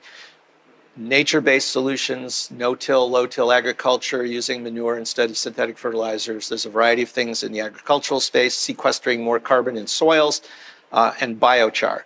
So the state of play with these is there are several pilot plants for DAC in the world. Their costs are around $1,000 a ton of CO2 right now. They might get better. We have the learning curve in here, but and there are serious doubts about its scalability, but we can put a little bit in. Mineralization is way behind on this. Nature-based solutions, we can do a lot of that today. And biochar is just beginning to be developed. So I've put in, some thoughts here. And each of these little wedges is how much CO2 those different technologies is removing from the atmosphere and sequestering in geological storage. And it grows, but it's similar to the nuclear story. It takes a long time to build these up, scale them, drive them down their learning curves. And in the meantime, you're still burning a lot of fossil, so the time value of carbon is delaying the impact, weakening the impact. But it gets to be pretty large. We've got almost 5 gigatons, 5 billion tons per year of carbon being removed here by around mid-century. That's a lot. So where are we? We're now at 2.43. We need some other thoughts way in the back. Yes. Well, we'll go here and then we'll go there. I think I'm very curious about the impact of each indicator changes. Do you also include the variables of population of less developing countries or population changes in more developing countries? So one thing we could try is, what if the world implemented policies that would help the developing countries in Africa and Latin America, et cetera, slow down their rate of population growth? Now, how would you do this? It's well understood. Empowering women and girls everywhere. Education, especially for women and girls. Access to family planning and all kinds of health care. Access to better jobs. All these things are proven to delay the onset of marriage and childbearing in developing countries. And many of the UN Sustainable Development Goals speak to those issues as basic human rights issues. So what would the impact be? Well, we're at 2.43. And how much could population fall as a result of aggressive deployment of those kinds of policies? Even if it was 1 billion, which is enormous, very unlikely, 1 billion fewer people through these actions, 2.36, it's a very small impact. And the reason is almost all that growth that you're reducing is in the developing countries where carbon footprints are very low today. And so minimal impact on emissions. And it takes a really long time for those policies to have an impact because of the inertia in the population age distribution, right? Most of the people who are going to have children in the next 20 years have already been born. So wonderful thing to do for human rights reasons and empowering women, but not a climate, not high leverage on the climate. But we'll keep it there. Other suggestions? Yes, sir. Hi, this is George Löhr. I would be curious what the impact of afforestation is. I mean, we talk a lot about technology and renewables and so on and so forth. But for instance, in Japan, people like cutting trees and so on, right. Like in Tokyo. So what's the impact? Great. So there's two parts to this. First, we should slow down and stop deforestation. And let's take a look at that first. So here's the total rate of deforestation. Now, in our baseline, we are assuming, perhaps optimistically, that deforestation will gradually subside. In the current scenario, it actually falls faster. That's because at 2.4 instead of 3.3, crop yields don't fall as much, and it's not necessary to cut as much virgin rainforest in Borneo, Congo, Amazon, and other places to reduce, in order to feed the population. Plus, we lowered the population growth. So there's already a reduction in deforestation as an unintended benefit of these other actions, but it's still too much. So if we could cut that more rapidly, perhaps there, now we're down to 2.24. Now, what about afforestation, planting new trees on previously degraded land? So we're at 2.24. Let's plant hundreds of millions of trees, right? Now I could go all the way here and plant 1 trillion trees, and you've heard of the Trillion Tree Campaign, but there's serious doubt about the land availability for that. So let's go about halfway. So we were at 2.24. 500 billion trees later, we're at 2.19. It has a pretty small impact. Why? Well, that green wedge is the amount of carbon that's being taken up by these newly planted trees. I don't know if you've ever participated in a tree planting program. I have. Anybody? The trees you planted, how big were they? Yeah, they were like this big. Almost no leaf coverage. It takes, depending on the species and where you're planting it, 50, 80, 100 plus years for them to grow big enough to be pulling a lot of CO2 out of the air, if they survive, which is less likely in a world of warming. So, same story as before, time value of carbon. Personally, I love to get out into the woods and hike as much as I possibly can. I think we should plant trees wherever it's really feasible, but it's a low leverage action on climate because of the long delay and the risks to their survival, and it takes a lot of land. So that dashed line there is the total land area of India. And it's not clear we have that much land globally without compromising food production. And the purple there, that's bioenergy with carbon capture and sequestration. Okay, 2.19, we've got a ways to go and just a few minutes to do it. So who have we not heard from? Well, have we got anybody online with questions? Actually, yes. Great. What about fusion? What about fusion? Great. Yes. 40 years ago, this is a question from GPE, and he says, 40 years ago, they said we would have fusion in 40 years, but we haven't. Yeah, the joke in the industry is that fusion has been 20 years away for 80 years. So maybe we can actually do this. So, when I pull this lever to simulate that, what you've done so far, all of these levers, we can do that right now today. We know what to do. The technology is pretty much in hand. This implies a radical breakthrough that nobody can guarantee will ever happen and certainly cannot be scheduled. But let's assume it happened. So we're at 2.19. Let's have a big fusion breakthrough. There's a lot of fusion power. What did it do? 2.16, almost nothing. How come?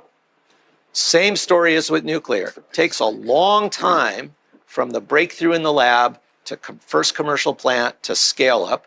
So time value of carbon, you're still burning fossil in the meantime.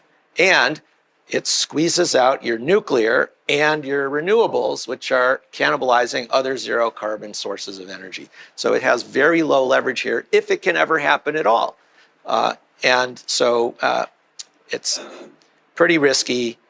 I don't want to put all our eggs on that basket of something that may never happen. So we're still not there. What do you want to do? What else, folks? Yeah, Jonathan. What about changing the albedo of the planet by injecting aerosols into the upper atmosphere? Geoengineering. This is called SRM, solar radiation management. People are working on it actively. Just after Paris, we had been briefing at the UN. I briefed Ban Ki-moon, the prior Secretary General, on this. And as a result of that, we were asked by Janusz Pastor, who was the Deputy Secretary General and now runs the geoengineering research and ethics program at the Carnegie Institution. We were asked to add geoengineering to the model. And we could do what you just talked about. It's easy to put that in, and it absolutely would cool the planet. What we can't model yet, the science isn't there to model, is what are the unintended harms? There's too many unknown unknowns about it. So we decided that it was unethical for us to put that into the model and show only how it might help and not be able to show how it might harm us. So what I can say about that, it's not in the model deliberately, but what I can say about that is it would block sunlight and cool the planet, but you have to do it forever. If you stop, temperatures suddenly shoot up very rapidly. This is called termination shock. And blocking the sunlight with cloud brightening and sulfate particles does nothing to stop the acidification of the ocean. And it may lead to moral hazard that encourages us to use more fossil fuels. So this is an area where I think it's treating the symptom and not the underlying cause. Now, we may get desperate enough to try it, but I certainly hope that we don't. 2.2, folks. What else do you want to do? Yes, sir. I'd like to understand a little bit the impact of production of methane and other gas reduction. Okay, so reduce the other gases besides CO2. So we are at 2.19. You'll notice that already the production of especially methane is lower. Why? Because carbon price and the other actions you've taken on electrification have reduced the amount of fossil fuels, and so fugitive emissions of methane from the energy supply chain are lower.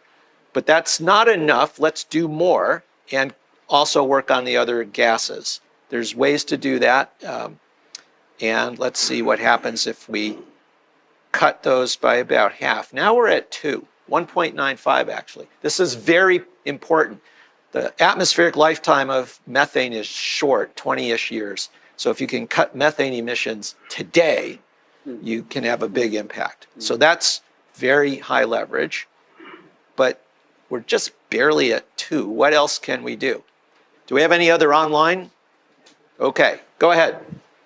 Reduce meat consumption, beef consumption. Okay, we can do that. So, so first I'm going to reduce deforestation by the same amount as we had before.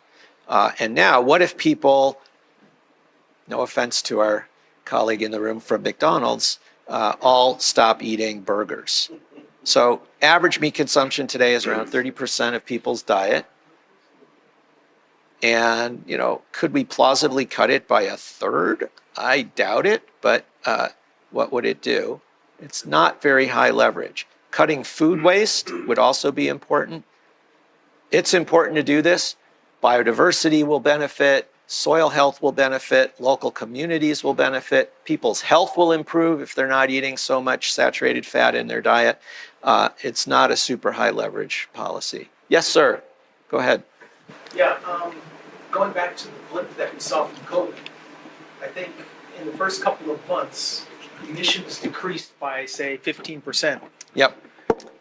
What if we just recreated that? I mean, I'm not saying everyone has to stay at home and there's guards on the corners, but Oh, good. So you're not in favor of another pandemic that kills people? no. I did not say that. I said we're going to do this, rationally, Yeah. whereby people literally cut back on their activities, especially those who are the most, active. So work from home, reduce consumption, although people ordered an enormous amount of stuff from Amazon during the pandemic because they couldn't travel and go to restaurants. What we can do to model that might be to slow down economic growth a little bit. Is that a fair way to think about it? If that's the lever that you have at the moment. Yeah. Well, so, all right, let's do it a different way because there's no constituency to slow down economic growth. I'm not aware of any country whose leader is willing to stand up and say, our economy is big enough already, we don't want to grow it any further. And I'm not aware of any company whose CEO is going to get on the quarterly call with the analysts and say, we're big enough, we're not going to grow anymore. So we won't do that. Instead, if people work from home and don't drive into their job, if they do the things you're suggesting, it would improve energy efficiency. Because this isn't just, so for example here, this isn't just we make cars more efficient. It does include that, but it's also mode shifting, more transit, more biking. Jesper and I are bicycle commuters, right? So we don't burn fossil fuel when we go to our jobs. And work from home would also be part of that. So let's look at energy efficiency. We are at 2. Big increase in transportation efficiency.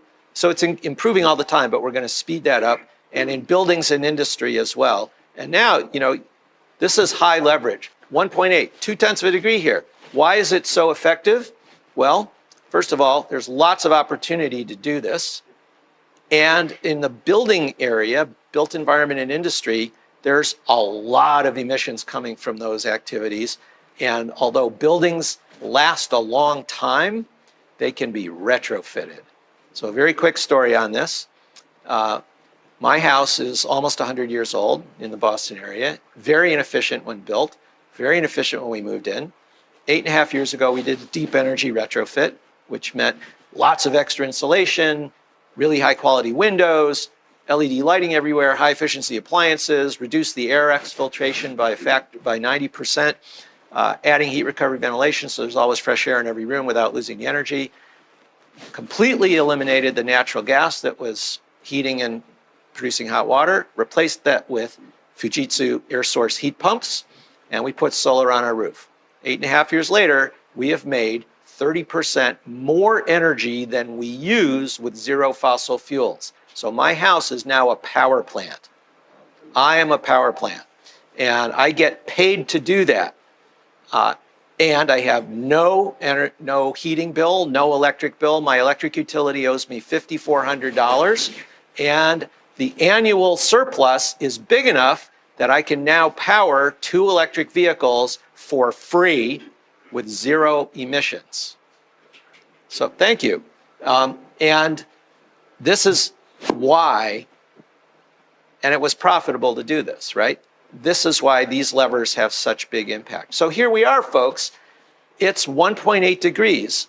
There's other things you could do, and I invite you to experiment with the model. What I'm going to do is I'm going to capture the scenario. When you go online yourself, you can take your scenario and put it on X or LinkedIn or email it to everybody. I'm going to capture this. I'll email it to, I guess, Jesper or to you. And you can share it with everybody. When you click on that link, you'll come here and you can then try whatever else you like, because this is the collective scenario of the audience, but you may have different views. But let me make a final comment about this.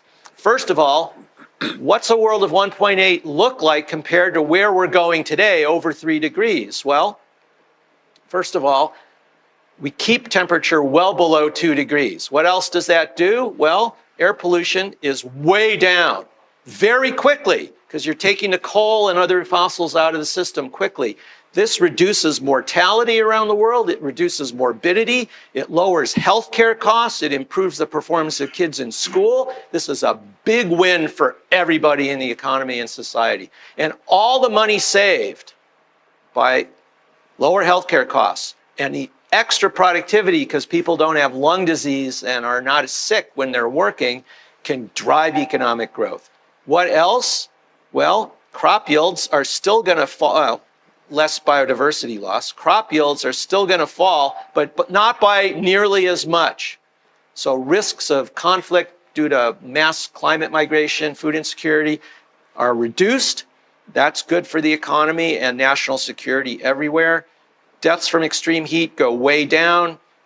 And most importantly, let's bring back temperature. What happens to the economy? Economic growth is greatly enhanced. So yes, it's true. These actions have short-run costs, no doubt about it. But you don't want to look just at the costs. You all know you don't evaluate an investment by just looking at the upfront costs. You look at the costs compared to the benefits. The net present value of this and the other benefits and reduction in risk from all of these harms being moderated greatly outweighs the short-run costs of doing these actions. And everything you chose to do, with the possible exception of a little bit of CDR here, we can do today with technologies we have and their expected normal rates of improvement. So congratulations, you've created a much safer world for yourselves, for your families, for your children, and for all children everywhere. I think we have a couple minutes for questions. Yeah? Please, Robert. On your home improvements, what was the payoff period? This turns out to be very important when people make capital decisions about whether to refurbish their homes. Absolutely right. How many years did it take for you to generate enough profits to pay off the investments? So it's a little tricky to answer that question, partly because we did a general renovation of the home anyway, which had to be done because it had a variety of other problems. And so once you've committed to, we had a 1950s kitchen, we had 1920s bathrooms, they had to be fixed anyway. We needed a new roof anyway. And so once you've committed to do those things and your walls are opened up, then the marginal cost of the insulation and et cetera is really small. So it's already paid off. But the thing that I want to say is today, we did this 8.5 years ago.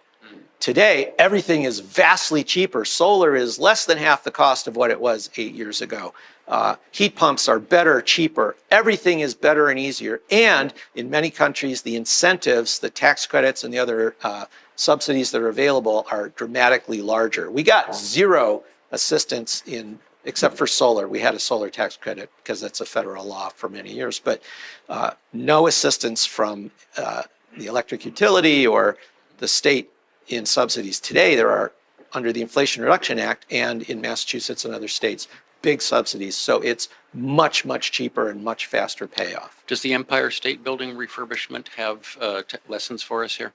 So what Robert's referring to is well over a decade ago, the Empire State Building, built in the 20s, went through a complete deep energy retrofit. It's dramatically more energy efficient and nicer to have an office in the building now than it ever was. That had a short payback time, and it absolutely has lessons for us. We built a new building at the Sloan School of Management. I was co-chair of the building committee and pushed for it to be as green as we could make it. Design decisions in 2005. We moved in 2010. Today, you can do much better, but that building uses 70% less energy for heating and cooling than a standard building. Today, you'd be net zero or net energy positive like my house. The net present value of what we did was almost $10 million on a $140 million building project, and the payback time was way less than a year. The upfront incremental capital cost was 0.25% of the total building cost for reasons that I'm happy to discuss with you all later. The average person thinks the upfront capital cost increment would be 20%, but the literature shows green buildings are between 0 and 5% more upfront capital. And then they lease and sell for higher premia. Go ahead. Would a program like that, was it built into the IRA? Is this happening at some scale? Yes. So you may be familiar with Brian Deese, who was a major figure in the Obama administration and then was the chair of the Council of Economic Advisors under Biden. He's now left the administration. He's now working with us at MIT and in partnership with an energy consulting group called the Rhodium Group. He has a website that they put together which tracks all the investments that have been generated by the IRA, the CHIPS Act, the Infrastructure Act, and it's now hundreds of billions of dollars of investment in the United States in clean energy, in batteries, and the whole panoply of climate-friendly technologies. You can go online and check out that website. Just Google Brian Deese, and it'll pop right up. Yeah. Clean Investment Monitor. Thank you, Bethany. At the risk of identifying the elephant in the room, we have an election coming up in the United States. I hadn't heard. I'm sure there are reasons to avoid politicizing the work you're doing, but is it possible to model the difference between a Republican win and a Democratic win? I won't. Yes, we haven't done it, but I think, so let's just think about it this way. You can have whatever opinions you like about Mr. Trump's policies related to, the border and other things. On climate and energy, he's very clear. He will take us out of the Paris Agreement again. He wants to drill, baby, drill. He wants to repeal the Inflation Reduction Act. He will take other actions that will take the US out of the game. Now, that will slow down reductions in greenhouse emissions from the United States, but far more importantly, China is the world's biggest emitter. India is number 3. There is zero chance that they will take more aggressive action if the United States withdraws and moves backwards. When John Kerry's successor talks to Beijing, they're just not going to do anything if we're not willing to take action, if the developed countries aren't willing. So the consequences globally would be to prevent what you have done here from happening, or at least happening in time. Yeah. Thank you, Takehiro from Sophia University. My question is about the policy ecosystem influence. When you show this kind of system to the elected officials, which level, at the county level, state level, or federal level, which elected officials will be much more interested in applying to their policy-making processes? Thank you. That's a great question. We are rigorously nonpartisan in our work, and we have briefed many senior elected officials at all levels of government from both parties. And Bethany, in fact, has been instrumental in working with the conservative Republicans in the Congress. Do you want to quickly, very quickly, because I think we're almost at time, yeah? I mean, I think you're asking two questions. One is, just in general, what is the response at different levels of government? So to answer that question, there's no difference, really. The biggest challenge is how do you map people's local issues to the global insights that you see here? And so what we try to do is create some kind of translation conversation. So oftentimes if we're going to go into a county or a regional government, we just make sure we understand things like what is their current energy mix, what are their policies that they've already put in place, what things are just completely irrelevant, and we put those in context. In the same way, when we go and talk to, a CEO of a company, one company might have a huge, footprint, like building footprint, right? In which case we want to make sure that we show them that not only is, energy efficiency in buildings and industry important globally, but it's, that might be something that they want to focus on in their decarbonization strategy. On the sort of partisan, nonpartisan conversation, it's not that dissimilar, right? When we talk to conservatives, we talk about things like, investments in rather than taxing, and so it's really just about the context of the conversation and how do you have it. But the levers that are pulled, there may be a different order in the levers. For instance, there may be more market-based solutions by some and more social solutions or behavioral solutions in other groups. But ultimately, the results are the same. Everybody realizes it's not one lever, right? It takes all kinds. And it's just, what makes the most sense when they're looking at both the contextually for themselves and then how does that map globally? So I think we're out of time. Let me just say before your final remarks, we will get you this scenario. The model is freely available We would encourage you to explore it further and share it with your organizations and everybody else that you think might be interested, because this touches everybody. Share it with your kids too. High school kids love it. There's really no difference between a high school kid who can learn what's going on here and a senior elected official. It's been carefully designed to be usable by everybody. So you can reach out to us to follow up. We help organizations in government and business develop the internal capacity through train-the-trainer kinds of programs so that they can bring it to their organizations at scale. Just let us know. Thank you all so much for your participation today. Arigato. Professor Sherman, thank you very, very much.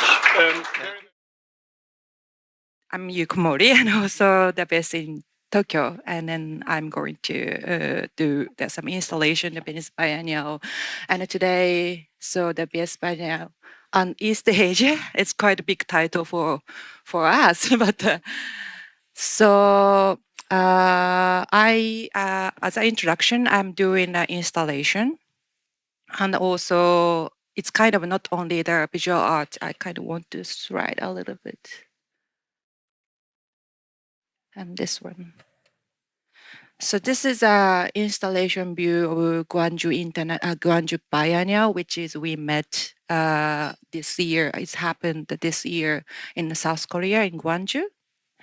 So like this photo, I'm doing an installation using the everyday object. Like we can see the fan, dusters, also some papers. It's kind of visually like kind of kinetic installation, but also included many elements. It's not only visually, it's kind of, I also interested about the all phenomena, like the sound, also the like, in this time I exhibited in the glass house. It's very historical, the building located in Gwangju.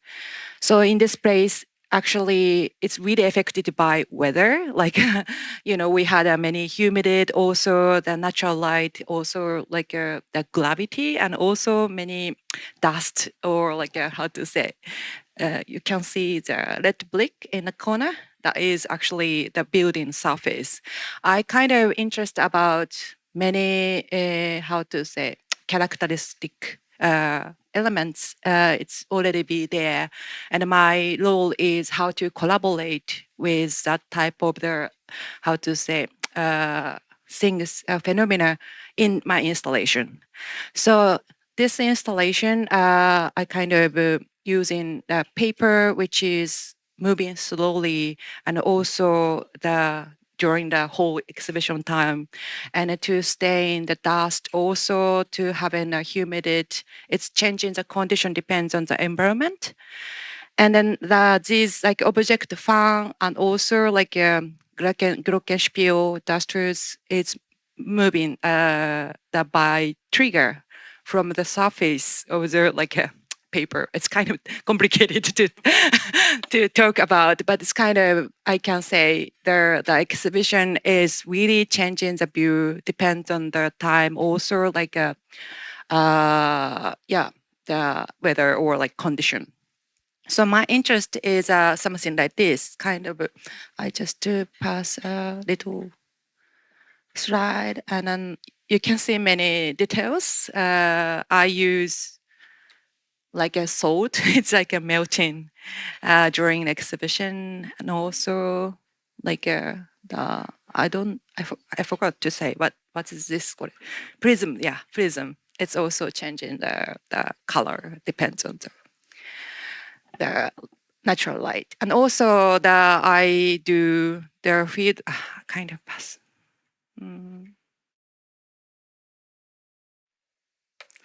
Also, this is like a previous work using the flutes. I kind of, my interest is why in the museum, they don't like to exhibit like this type of elements, which is kind of rotating during exhibition. But my interest is, the flutes, it's also kind of it's huge motif other art, that you can see there like kind of this situation on the painting, but my interest is that motif is kind of getting rotated during kind of process.